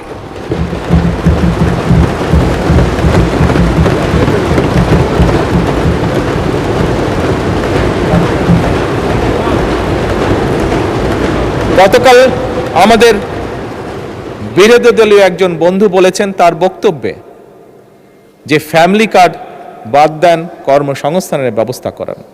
আমি আমার সেই বিরোধী দলীয় সহকর্মীর উদ্দেশ্যে বলতে চাই, আপনি একটু অপেক্ষা করুন, একটু ধৈর্য দেখুন। এই ফ্যামিলি কার্ড বহু কর্মসংস্থানের তৈরি করবে ইনশাআল্লাহ। মাননীয় স্পিকার, নারীদেরকে অর্থনৈতিকভাবে এম্পাওয়ার্ড করার জন্য আমরা প্রত্যেকটি নারী প্রধান পরিবারের যে নারী প্রধান আছে তাদের হাতে আমরা ফ্যামিলি কার্ড পৌঁছে দিতে চাই। এবং এই ফ্যামিলি কার্ডের মাধ্যমে আমি এই সংসদে একদিন সংক্ষিপ্ত এক্সপ্লেনেশন দিয়েছিলাম যে কিভাবে ফ্যামিলি কার্ড একজন নারীকে অর্থনৈতিকভাবে স্বাবলম্বী করবে, কিভাবে একটি ফ্যামিলি কার্ড একটি নয়, শত নয়, হাজার নয়, লক্ষ নয়, কোটি ফ্যামিলি কার্ড কিভাবে দেশে কর্মসংস্থান তৈরি করবে, কোটি কোটি কিভাবে ফ্যামিলি কার্ড দেশের অর্থনীতিকে শক্তিশালী করবে, সেটি আমি তুলে ধরেছিলাম। মাননীয় স্পিকার, এই ফ্যামিলি কার্ডের মাধ্যমে আমরা নারী প্রধানদের হাতে ফ্যামিলির কাছে 25,000 টাকা করে প্রতি মাসে পৌঁছে দিব। 2,500 টাকা, আমরা 25,000 টাকা দিতে বলে খুব ভালো ছিল, সম্ভব হলে 2,500 টাকা আমরা এই সংসদে আল্লাহর কাছে চাইতে পারি যে আল্লাহ আমাদেরকে সেই তৌফিক দেন যাতে আমরা সেইটি করতে পারি। রহমত আমরা আল্লাহর কাছে চাইতে পারি যে আল্লাহ আমাদেরকে তৌফিক দেন যাতে আমরা নারীদের হাতে 2500 না 25,000 একটি শূন্য বেশি দিতে পারি। মাননীয় স্পিকার, আমরা আগামী অর্থ বছরে যেরকম কৃষক ভাইদের কাছে প্রায় 41 লক্ষ কৃষকের কাছে আমরা কৃষি কার্ড পৌঁছে দিতে চেষ্টা করছি, একইভাবে আগামী অর্থ বছরে 40 লক্ষেরও বেশি প্রায় 43 লক্ষ মতন পরিবারের হাতে আমরা এই ফ্যামিলি কার্ড পৌঁছে দেওয়ার পরিকল্পনা গ্রহণ করেছি।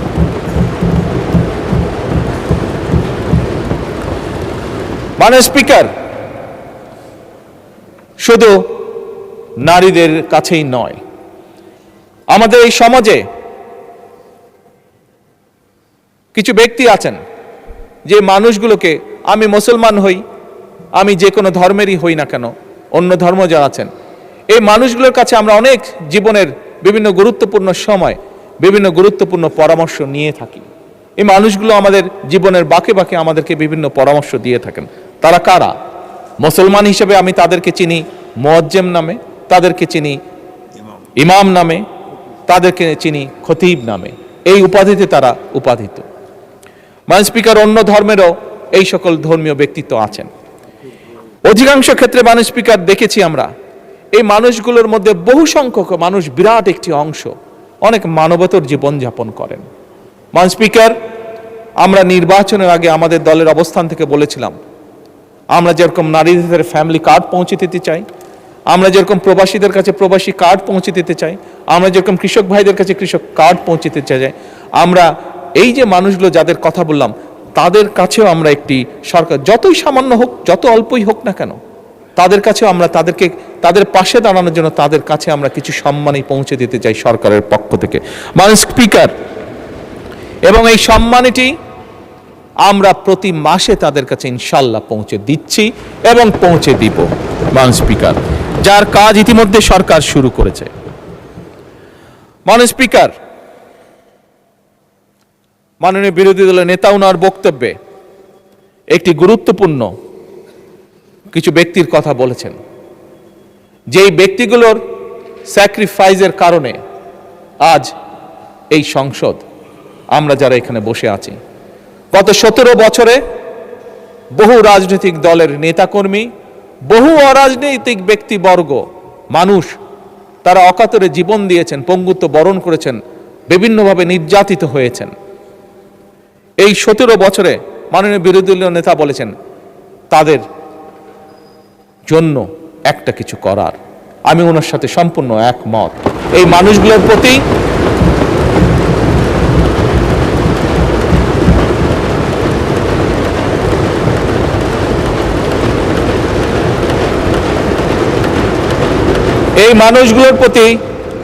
আমাদের দায়িত্ব রয়েছে। যতটুকুই আমাদের সামর্থ্য, রাষ্ট্র বা সরকারের সামর্থ্য, সেই অবস্থান থেকে আমি আমার এবং বিরোধী দলীয় নেতার পক্ষ থেকে মাননীয় অর্থমন্ত্রীকে অনুরোধ জানাবো যে এই মানুষগুলোর জন্য ব্যবস্থা গ্রহণ করার জন্য। ধন্যবাদ।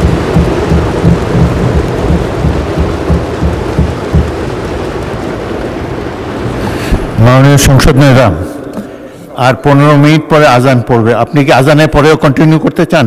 মাননীয় স্পিকার, আমার একটু সময় লাগবে। ধন্যবাদ। Please take your time.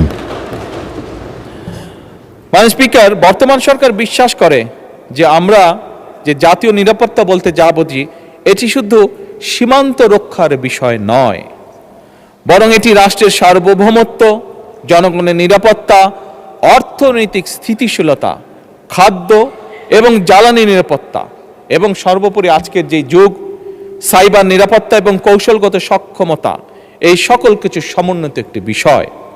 এবং সেজন্যই মাননীয় স্পিকার, বর্তমান সরকার একটি প্রতিরক্ষা ব্যবস্থা গড়ে তুলতে চায়, গড়ে তোলার কাজে হাত দিয়েছে, যেটা আধুনিক প্রযুক্তি, দক্ষ মানব সম্পদ এবং দেশীয় সক্ষমতার সমন্বয় ভবিষ্যৎ নিরাপত্তার চাহিদা মোকাবেলা করতে সক্ষম হবে।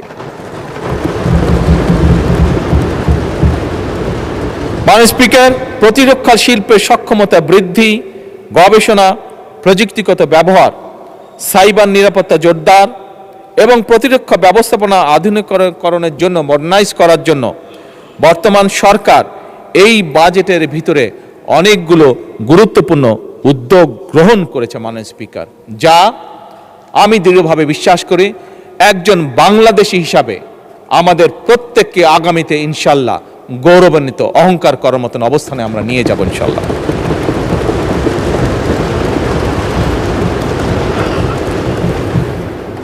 মাননীয় স্পিকার, রাষ্ট্রীয় অর্থনৈতিক ব্যবস্থাপনায় জনগণের আস্থা এবং বিশ্বাস থাকা একটি দেশের জন্য অত্যন্ত গুরুত্বপূর্ণ। আমি প্রথমে আমার বক্তব্যের শুরুতে বলেছিলাম কি একটি ভয়ঙ্কর ধ্বংসপ্রাপ্ত অর্থনীতি আমরা পেয়েছি বা ইকোনমি আমরা আর্থিক অবস্থা আমরা ইনহেরিট করেছি। বর্তমান সরকার মাননীয় স্পিকার পুঁজিবাজারকে দীর্ঘমেয়াদী বিনিয়োগের একটা কার্যকর প্ল্যাটফর্ম হিসাবে গড়ে তুলতে চায়।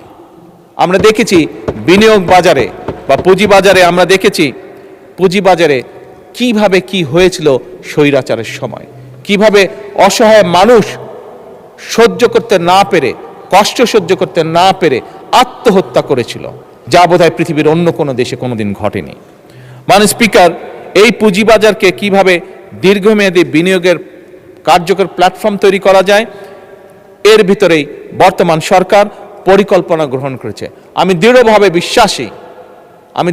বিশ্বাসী আমাদের যোগ্য ফাইন্যান্স মিনিস্টারের নেতৃত্বে আমরা কিছুদিনের মধ্যেই এর একটি ভেরি পজিটিভ রিফ্লেকশন আমরা দেখতে পাব।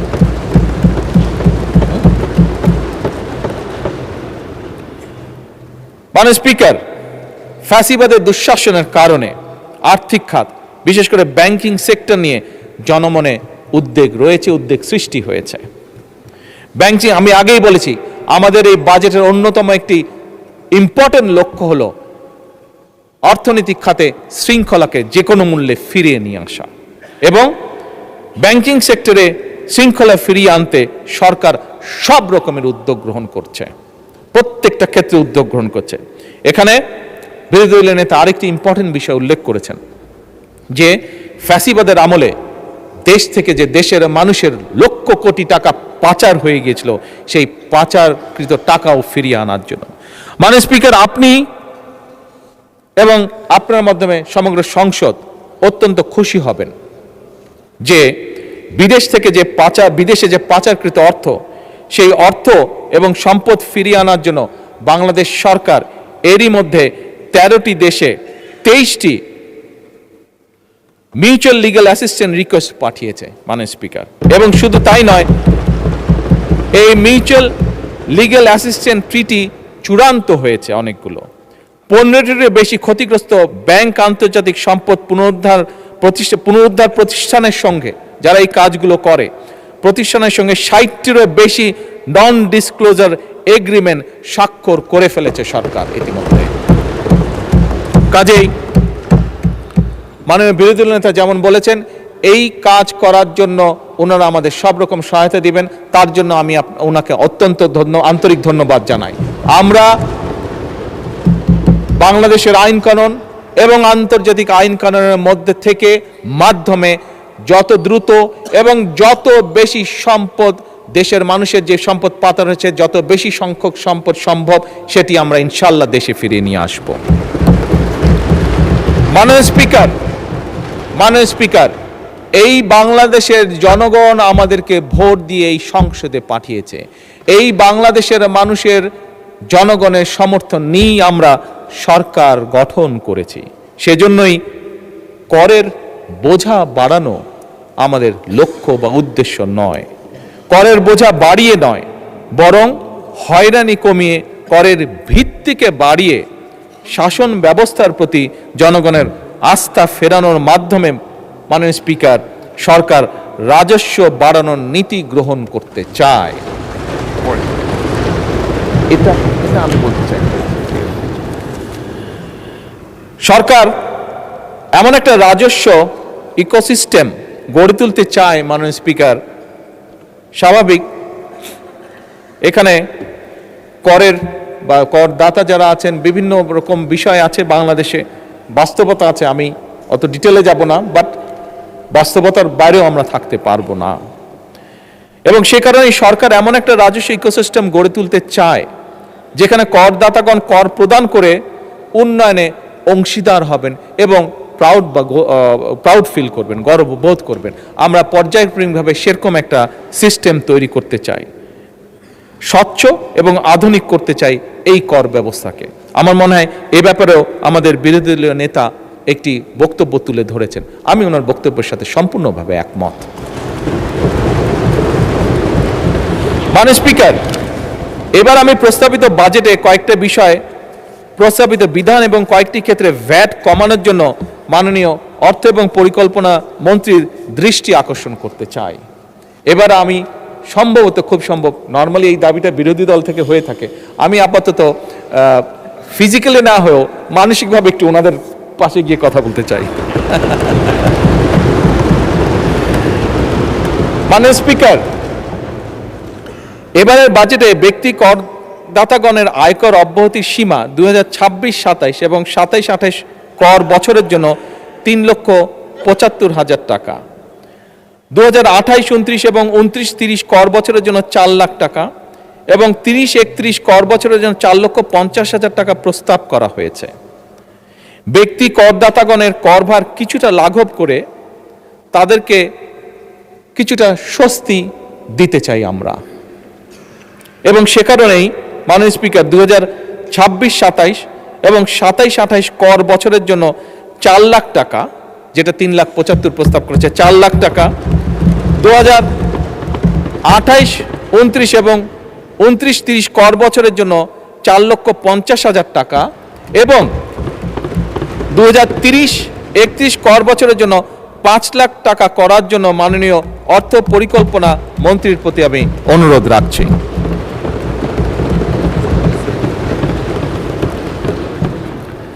মাননীয় স্পিকার, প্রস্তাবিত বাজেটে স্বপ্রণোদিত বিনিয়োগ প্রদর্শন সংক্রান্ত একটি বিধান নিয়ে জনমনে কিছু নানা প্রশ্ন, উদ্বেগ আমরা লক্ষ্য করেছি। সেটি পত্রপত্রিকার মাধ্যমে, সোশ্যাল মিডিয়ার মাধ্যমে হোক, আমাদের বিভিন্ন সংসদ সদস্যের মাধ্যমে হোক, বিভিন্ন সমাজের সিভিল সোসাইটির বিভিন্ন ব্যক্তির মাধ্যমে হোক, এটি আমি জানিয়েছি। আমাদের দেশে মাননীয় স্পিকার, যেহেতু অনেকেই প্রকৃত মূল্যে জমি রেজিস্ট্রেশন করেন না, মৌজা মূল্যে জমি রেজিস্টার করে থাকেন সাধারণত, তাই অনেক সময় অনেক করদাতা প্রকৃত ক্রয় মূল্য না দেখানোর জন্য প্রায়শই একটা ঝামেলার সম্মুখীন হতে হয়, প্রায়শই ঝামেলার সম্মুখীন হয়ে থাকেন বহু মানুষ। তাই করদাতাগণকে ঝামেলামুক্ত করার জন্যই কিন্তু এই বিধানটির প্রস্তাব করা হয়েছিল। আমি বেশ কয়েকটি মিটিংয়ে ছিলাম বাজেট যখন তৈরি হচ্ছিল, এবং সেখানে যে আলোচনাগুলো হয়েছিল সেখান থেকে কেন এটি হয়েছিল, যেটি এক্সপ্লেনেশন ছিল, আমি সংক্ষেপে এক লাইনে এক্সপ্লেনেশনটা আপনাদের সামনে তুলে ধরলাম যে কেন এটি রাখা হয়েছিল। আনফর্চুনেটলি কেউ কেউ এটিকে কালো টাকা সাদা করার সুযোগ এইভাবে মনে করছেন, অনেকের এক্সপ্লেনেশন হচ্ছে এটা বোধহয় এরকম। আমি মাননীয় স্পিকার, জনগণের প্রতি সম্পূর্ণ শ্রদ্ধা রেখে প্রস্তাবিত এই বিধানটিকে প্রত্যাহার করার জন্য আমি মাননীয় অর্থ পরিকল্পনা মন্ত্রীর কাছে দৃষ্টি আকর্ষণ করছি।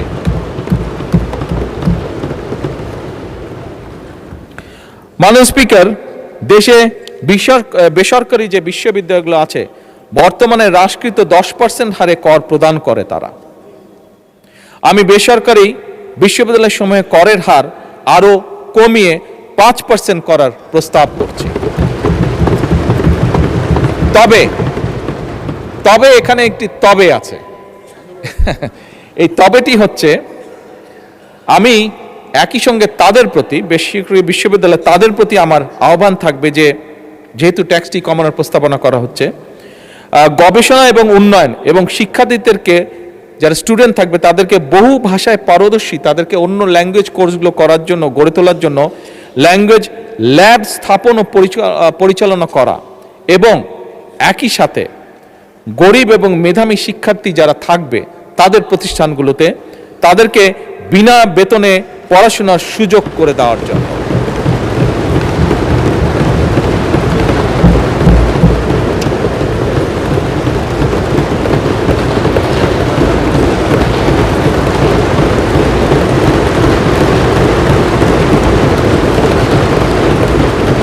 মাননীয় স্পিকার, করের আওতা বাড়ানো, স্বাভাবিকভাবে করের আওতা তো আমরা বাড়ানো, এবারের বাজেটে এই লক্ষ্যে একটি প্রস্তাব করা হয়েছিল যে কয়েকটি ক্ষেত্র ছাড়া, স্টুডেন্ট সহ কয়েকটি ক্ষেত্র ছাড়া, যে কোনো ব্যাংক অ্যাকাউন্ট খোলার সময় 3 দাখিলের একটি বিধান রাখা হয়েছিল, বিধানের প্রস্তাব করা হয়েছিল। এছাড়াও মাননীয় স্পিকার, বন্টননামা, দলিল, রেজিস্ট্রেশন এবং সম্পত্তি মিউটেশনের ক্ষেত্রেও 3 দাখিলের বিধান করার প্রস্তাব করা হয়েছিল। মাননীয় স্পিকার, এই বিষয়টাতেও কিন্তু জনমনে একটা প্রশ্ন উঠেছে, কনফিউশন হচ্ছে, বিভিন্ন কনফিউশন দেখা দিয়েছে। আমি মাননীয় অর্থ পরিকল্পনা মন্ত্রীকে অনুরোধ জানাবো যে এই বিষয়টিও যাতে প্রত্যাহার করা হয়।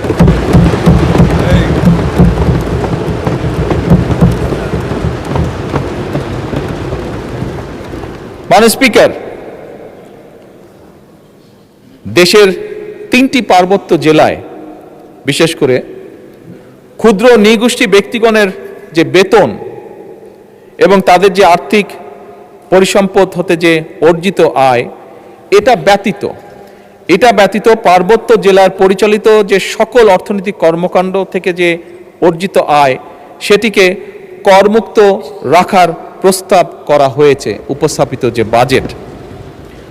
আমি মাননীয় অর্থ এবং পরিকল্পনা মন্ত্রীর দৃষ্টি আকর্ষণ করে বলতে চাই যে, বা অনুরোধ রাখতে চাই একই সাথে আমি, যে পার্বত্য জেলার যে ক্ষুদ্র নৃগোষ্ঠী আছে, করমুক্ত আয়ের এই সুবিধাটা আরো একটু বাড়িয়ে তাদের ব্যবসা, কৃষিখাত সহ অন্যান্য আয়ের পাশাপাশি বেতন আয়কেও করমুক্ত করা হোক।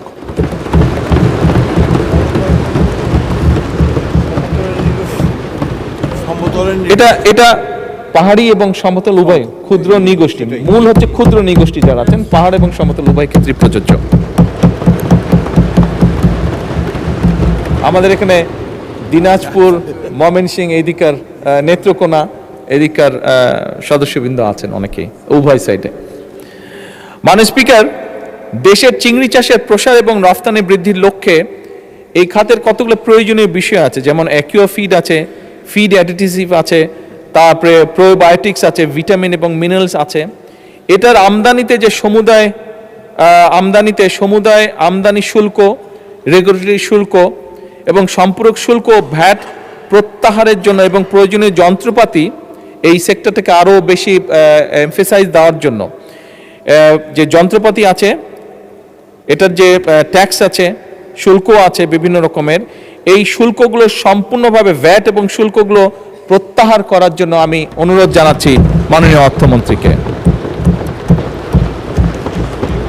মাননীয় স্পিকার, স্থানীয় শিল্পের, বিশেষ করে স্থানীয় শিল্প আমাদের জন্য অত্যন্ত গুরুত্বপূর্ণ। এই স্থানীয় শিল্পের বিকাশের জন্য উৎপাদনকারী প্রতিষ্ঠান কর্তৃক যে কাঁচামাল আমদানি হয়, বেশ কিছু ক্ষেত্রে রেয়াতি সুবিধা প্রদানের জন্য আমি মাননীয় অর্থ পরিকল্পনা মন্ত্রীকে অনুরোধ করছি। মাননীয় স্পিকার, একই সাথে বিভিন্ন ঔষধ তৈরি এবং স্থানীয় শিল্প প্রতিষ্ঠানের কাঁচামাল হিসাবে মধু ব্যবহৃত হয়, অনেকেই নিশ্চয়ই আপনারা জানেন, বিশেষ করে ফার্মাসিউটিক্যালের সাথে আপনারা যারা বা ফিজিশিয়ান এখানে যারা আছেন। সুতরাং মাননীয় স্পিকার, এই উৎপাদনকারী প্রতিষ্ঠান কর্তৃক যেহেতু মধু আমদানিতে 10% সম্পূরক শুল্ক আছে, এই সম্পূরক শুল্কটা আমি সম্পূর্ণভাবে প্রত্যাহার করার জন্য আমি মাননীয় মন্ত্রীকে অনুরোধ জানাচ্ছি। মাননীয় স্পিকার, বিভিন্ন শিল্পের কাঁচামাল হিসেবে ব্যবহৃত হয় বিভিন্ন শিল্প প্রতিষ্ঠান সমূহ কাঁচামাল হিসাবে পিভিসি এবং পেট রেজিন আমদানিতে যে প্রস্তাবিত বাজেটে যে 10% আমদানি শুল্ক হ্রাস করা হয়েছে, এইটিকে 10 থেকে আমি 5 করার জন্য অনুরোধ জানাচ্ছি।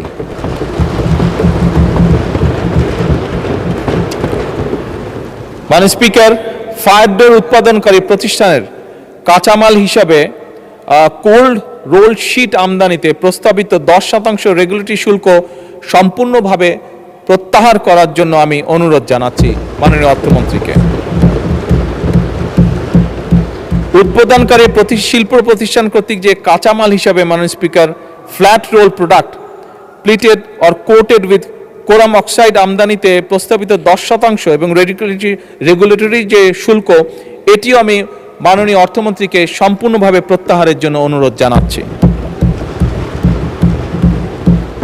মাননীয় স্পিকার, আপনি যদি মনে করেন তাহলে বাকি অংশটি আমি নামাজের বিরতির পরে উপস্থাপন করতে চাই। ধন্যবাদ।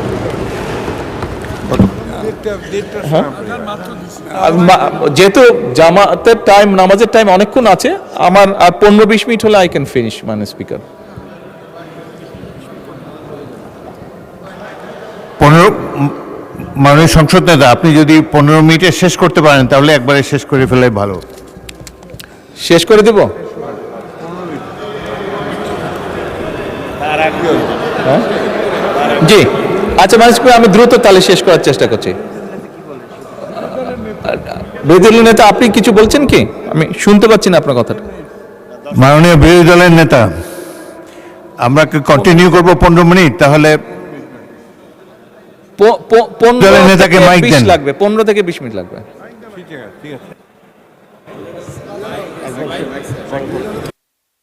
আমাকে মাইকটা দিতে। জি, ধন্যবাদ। জি, মাননীয় স্পিকার, ফায়ার ব্রিক্স আমদানিতে প্রস্তাবিত 15% ভ্যাট এবং 7.5% আগাম কর, এটিও আমি মাননীয় অর্থমন্ত্রীকে সম্পূর্ণ প্রত্যাহারের জন্য অনুরোধ জানাচ্ছি। মাননীয় স্পিকার, বৈদ্যুতিক তার উৎপাদনকারী শিল্প প্রতিষ্ঠান তারা রিফাইন্ড কপার ওয়্যার আমদানিতে 10% রেগুলেটরি যে কর দিয়ে থাকেন সেটিও আমি সম্পূর্ণ প্রত্যাহার করার জন্য মাননীয় অর্থমন্ত্রীকে অনুরোধ জানাচ্ছি। মাননীয় স্পিকার, এর বাইরেও কেশনাট প্রসেসিং শিল্পের কাঁচামাল হিসাবে অপ্রক্রিয়াজাত কাজু বাদাম আমদানিতে প্রস্তাবিত 15% কাস্টম শুল্ক হ্রাস করে 15% আছে, এটা কাস্টম 15% হ্রাস করে, না এটা 0 না, 5% করার জন্য আমি অনুরোধ জানাচ্ছি। মাননীয় স্পিকার, স্থানীয়ভাবে এলইডি ল্যাম্প উৎপাদনকারী প্রতিষ্ঠানের কাঁচামাল আমদানিতে রেয়ায়তি সুবিধা যেটি আছে সেটি আমি 30 জুন 2030 পর্যন্ত বর্ধিত করার অনুরোধ জানাচ্ছি। মাননীয় স্পিকার, প্রি ফ্যাব্রিকেটেড বিল্ডিং উৎপাদনকারী প্রতিষ্ঠানের কাঁচামাল আমদানিতে রেয়াতি সুবিধা যেটি আছে সেটিকেও আমি 30 জুন 2030 পর্যন্ত বর্ধিত করার অনুরোধ জানাচ্ছি। মাননীয় স্পিকার, এবারের প্রস্তাবিত বাজেটে ফ্রিল্যান্সার এবং স্টার্টআপ উদ্যোক্তাদের জন্য কিন্তু বর্তমান সরকার একটি বিশাল ব্যবস্থা গ্রহণ করেছে। দেশের ইতিহাসে এবারে কিন্তু প্রথমবারের মতন সরকার বাজেটে 500 কোটি টাকার একটি বাজেট রেখেছে স্টার্টআপ ফান্ডিং এর জন্য। মাননীয় স্পিকার, এই ফান্ড ব্যবহার করে আমরা দৃঢ়ভাবে বিশ্বাস করি, আমি ব্যক্তিগতভাবে খুবই দৃঢ়ভাবে বিশ্বাস করি, এই ফান্ড ব্যবহার করে আমাদের তরুণ উদ্যোক্তাদের এগিয়ে যাওয়ার একটি অবারিত সুযোগ তৈরি হয়েছে। মাননীয় স্পিকার, এর মাধ্যমে শুধু ব্যক্তি প্রতিষ্ঠা নয়, স্টার্টআপ প্রজেক্ট সফল হলে দেশের তরুণ প্রজন্মের সামনে এক বিশাল কর্মসংস্থানের স্পেস তৈরি হবে। মাননীয় স্পিকার, বাংলাদেশের অনেক ব্যবসায়ী বর্তমানে বিভিন্ন social media, OTT platform, search engine, online market place এবং অন্যান্য অনলাইন মিডিয়া বিজ্ঞাপন প্রচার করে থাকেন। এসবের মাধ্যমে বর্তমানে 15% ভ্যাট আরোপ থাকায়, এই পুরো বিষয়টার উপরে 15% ভ্যাট আরোপ থাকায় অনেক সময় দেখা গিয়েছে ব্যবসায়িকগণ আনুষ্ঠানিক চ্যানেলে বিজ্ঞাপনের অর্থ পরিশোধ না করে বরং অনেক অন্যভাবে অনানুষ্ঠানিক উপায়ে অর্থগুলো পরিশোধ করে থাকেন। ফলে মাননীয় স্পিকার, ওই ব্যক্তির যেমন লাভ হচ্ছে না, একই দিকে সরকারও রাজস্ব হারাচ্ছে। আমি মাননীয় স্পিকার, আপনার মাধ্যমে আমি মাননীয় অর্থমন্ত্রীর কাছে অনুরোধ জানাতে চাই যে এইটার উপরে যে 15% ভ্যাট আছে সেটিকে কমিয়ে 5% করা হোক, 5% করা হোক। তার ফলে যেটি হবে, আমরা বিশ্বাস করি যে যারা অন্যভাবে এইটি পেমেন্টটা করছেন তারা উৎসাহিত হবেন প্রপার ওয়েতে পেমেন্টটি করার জন্য। মাননীয় স্পিকার, ব্যবসা বান্ধব ভ্যাট ব্যবস্থা প্রণয়নের লক্ষ্যে ভ্যাট বিষয়ে আরও কয়েকটা প্রস্তাব বিবেচনা করার জন্য আমি মাননীয় অর্থমন্ত্রীকে অনুরোধ করছি। স্বর্ণ বা স্বর্ণ অলংকার বা প্লাটিনামের ক্ষেত্রে প্রতি ভরির উপরে 2500 টাকা, ডায়মন্ডের ক্ষেত্রে প্রতি গ্রাম 2500 টাকা, 2500 টাকা এবং রৌপ্য বা সিলভার জুয়েলারির ক্ষেত্রে প্রতি ভরি 100 টাকা কর ভ্যাটের হার পুনর্নির্ধারণের ব্যাপারে আমি অর্থমন্ত্রীর দৃষ্টি আকর্ষণ করছি। এটিকে আবার পুনর্নির্ধারণ কি করা যেতে পারে। এছাড়াও মাননীয় স্পিকার, বিটিআরসির সাথে রেভিনিউ শেয়ারিং এর ক্ষেত্রে প্রযোজ্য যে 15% ভ্যাট সম্পূর্ণভাবে অব্যাহতি প্রদান এবং একই সাথে সকল প্রকার মাছ সরবরাহের ক্ষেত্রে যোগানদার পর্যায়ে 10% ভ্যাট সম্পূর্ণ অব্যাহতি প্রদান। একই সাথে মাননীয় স্পিকার দেশীয় শিল্প বিকাশের লক্ষ্যে ডাবল কেবিন পিকআপ, আমরা যারা রাজনীতি করি আমাদের ক্ষেত্রেও লাগে অনেক সময় মিছিল মিটিং সব কাজে যেতে, ক্যাম্পেনিংয়ে যেতে, তো ডাবল কেবিন পিকআপ এবং মাইক্রোবাস স্থানীয়ভাবে উৎপাদনের ক্ষেত্রে 15% যে ভ্যাট আছে এটিকে কমিয়ে আমি 5% করার প্রস্তাব করছি যারা লোকালি করছেন। মাননীয় স্পিকার, আদর্শ হারে ভ্যাট প্রদানে সহজীকরণের লক্ষ্য নির্দিষ্ট কিছু ক্ষেত্রে কোএফিসিয়েন্ট দাখিলের বাধ্যবাধকতা শিথিল করার বিষয়টি আমি বিবেচনা করার জন্য মাননীয় অর্থমন্ত্রীকে আহ্বান জানাচ্ছি। মাননীয় স্পিকার, আমি দৃঢ়ভাবে বিশ্বাস করি কোনো রাষ্ট্রের প্রকৃত শক্তি তার সম্পদে নয়, বরং তার প্রকৃত শক্তি নিহিত রয়েছে সুশাসন, ন্যায় বিচার, জবাবদিহিতা এবং জনগণের আস্থায়। উন্নয়নকে টেকসই করতে হলে শুধু অর্থনৈতিক সংস্কারই নয়, রাষ্ট্র পরিচালনার প্রত্যেকটি ক্ষেত্রে সুশাসন প্রতিষ্ঠাও অত্যন্ত জরুরি। আমার মনে এ ব্যাপারে বোধহয় আমরা উভয় পক্ষ একমত।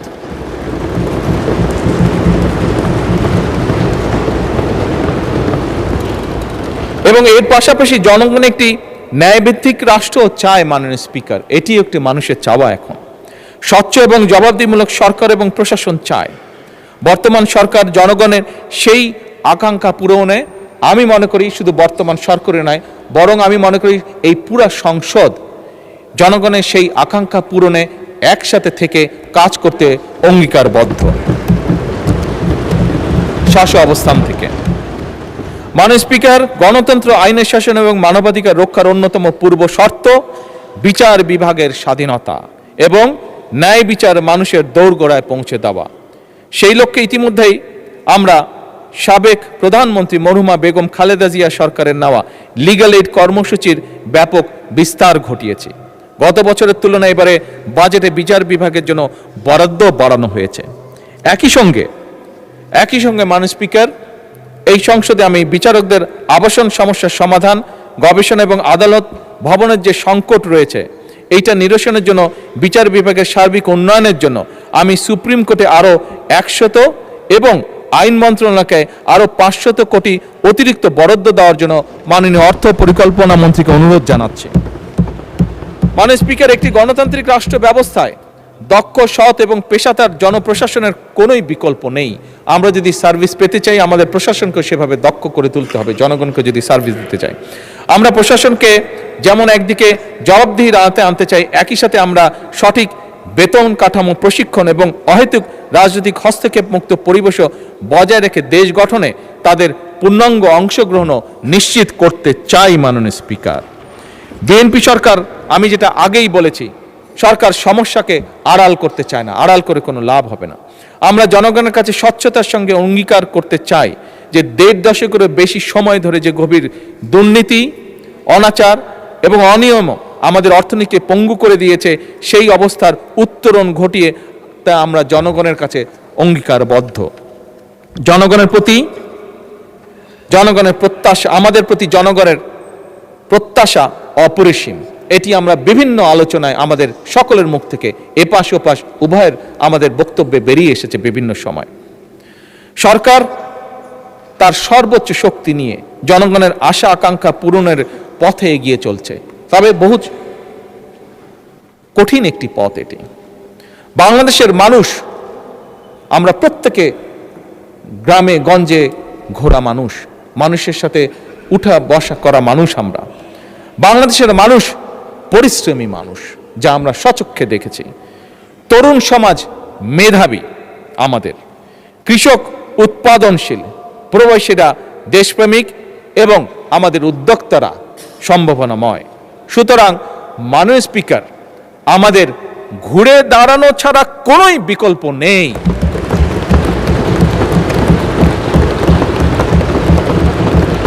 মাননীয় স্পিকার, আমি এই মহান সংসদের সকল সদস্যকে, আমার দলের সংসদ সদস্য এবং উইথ রেসপেক্ট বিরোধী দলের সকল সংসদ সদস্যকে আহ্বান জানিয়ে বলতে চাই, এই বাজেট শুধু সরকারের বাজেট হিসেবে নয়। আসুন আমরা সকলে এই বাজেটকে একটি জাতি পুনর্গঠনের বাজেট হিসেবে দেখার চেষ্টা করুন।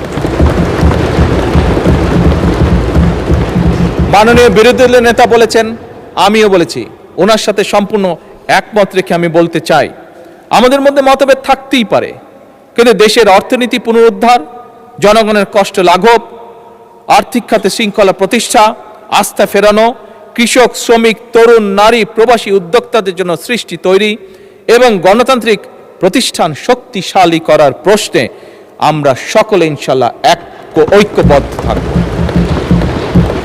এই বাংলাদেশে যাতে আর কোনো ফ্যাসিবাদ স্বৈরাচার কায়েম হতে না পারে, এই বাংলাদেশকে যাতে আর কেউ তাদের তাবেদার রাষ্ট্র বানাতে না পারে, এই হোক আমাদের আজকের প্রত্যয়।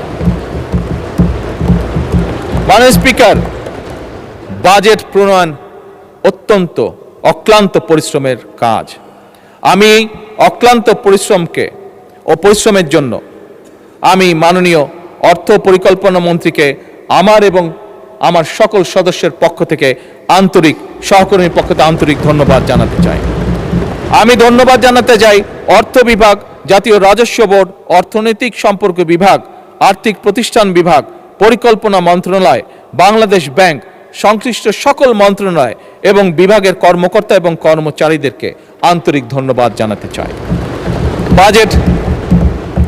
বাজেট প্রস্তুত, মুদ্রণ, উপস্থাপন ও সংসদীয় কার্যক্রমে সহযোগিতার জন্য জাতীয় সংসদ সচিবালয়, বিজি প্রেস এবং গণমাধ্যম কর্মী যারা দীর্ঘদিন ধরে বাজেট অধিবেশন কভার করছেন, তাদেরকে আমি আন্তরিক ধন্যবাদ জানাই। মাননীয় স্পিকার, ফ্যাসিস্ট উত্তর বাংলাদেশ এই সংসদের কাছে জনগণের প্রত্যাশা আকাশ ছোঁয়া। এদেশের জনগণ গণতন্ত্র, মানবাধিকার, আইনের শাসন, ন্যায় বিচার এবং সুশাসন প্রতিষ্ঠার কাজ করার জন্যই জনগণ অনেক প্রত্যাশা নিয়ে আমাদের প্রত্যেকটি মানুষকে এই সংসদে পাঠিয়েছে। এই সংসদে আসার আগে গণতন্ত্র প্রতিষ্ঠায় আমাদের অগণিত সতীর্থ সহযোদ্ধা জীবন দিয়েছেন। অনেকেই নেই, আমি এই দেশ ছেড়ে চলে যেতে যখন বাধ্য হয়েছিলাম তখন অনেককে দেখে গিয়েছিলাম, ফিরে এসে আমি তাদেরকে পাইনি। আমরা ওই পক্ষের অনেক সিনিয়র নেতা যাদেরকে আমি নিজে দেখেছি, যাদের সাথে কথা বলেছি, তাদেরও অনেককে এসে আমি পাইনি। আমাদের উভয় পক্ষেরই অবস্থা। অসংখ্য নেতাকর্মী পঙ্গু হয়েছেন, সর্বস্ব হারিয়েছেন, মামলা হামলায় জর্জরিত হয়েছেন। তাদের রক্তের কাছে, তাদের ত্যাগের কাছে আমরা অবশ্যই ঋণী। তাই আমাদের আরো বেশি দায়িত্বশীল হওয়া প্রয়োজন। আমাদের সেই দায়িত্বশীলের জায়গা থেকে জুলাই সনদকে সামনে রেখে সংসদের ভেতরে সংবিধান সংশোধন সহ বিভিন্ন ইস্যুতে যেমন ঐক্যবদ্ধভাবে আমরা কাজ করতে পারি, তেমনি সংসদের বাইরেও জাতীয় গুরুত্বপূর্ণ ইস্যুতে জনমত গঠন সহ সংস্কারমূলক কর্মসূচি গ্রহণ করে দেশকে আমরা সামনের দিকে এগিয়ে নিয়ে যেতে পারি। আমাদের সেই ধরনের দায়িত্বশীল আচরণ হবে এদেশের ভবিষ্যৎ পথরেখা। মাননীয় স্পিকার, সবশেষে আমি দেশবাসীকে আশ্বস্ত করে বলতে চাই, এই সরকার, এই সংসদ জনগণের।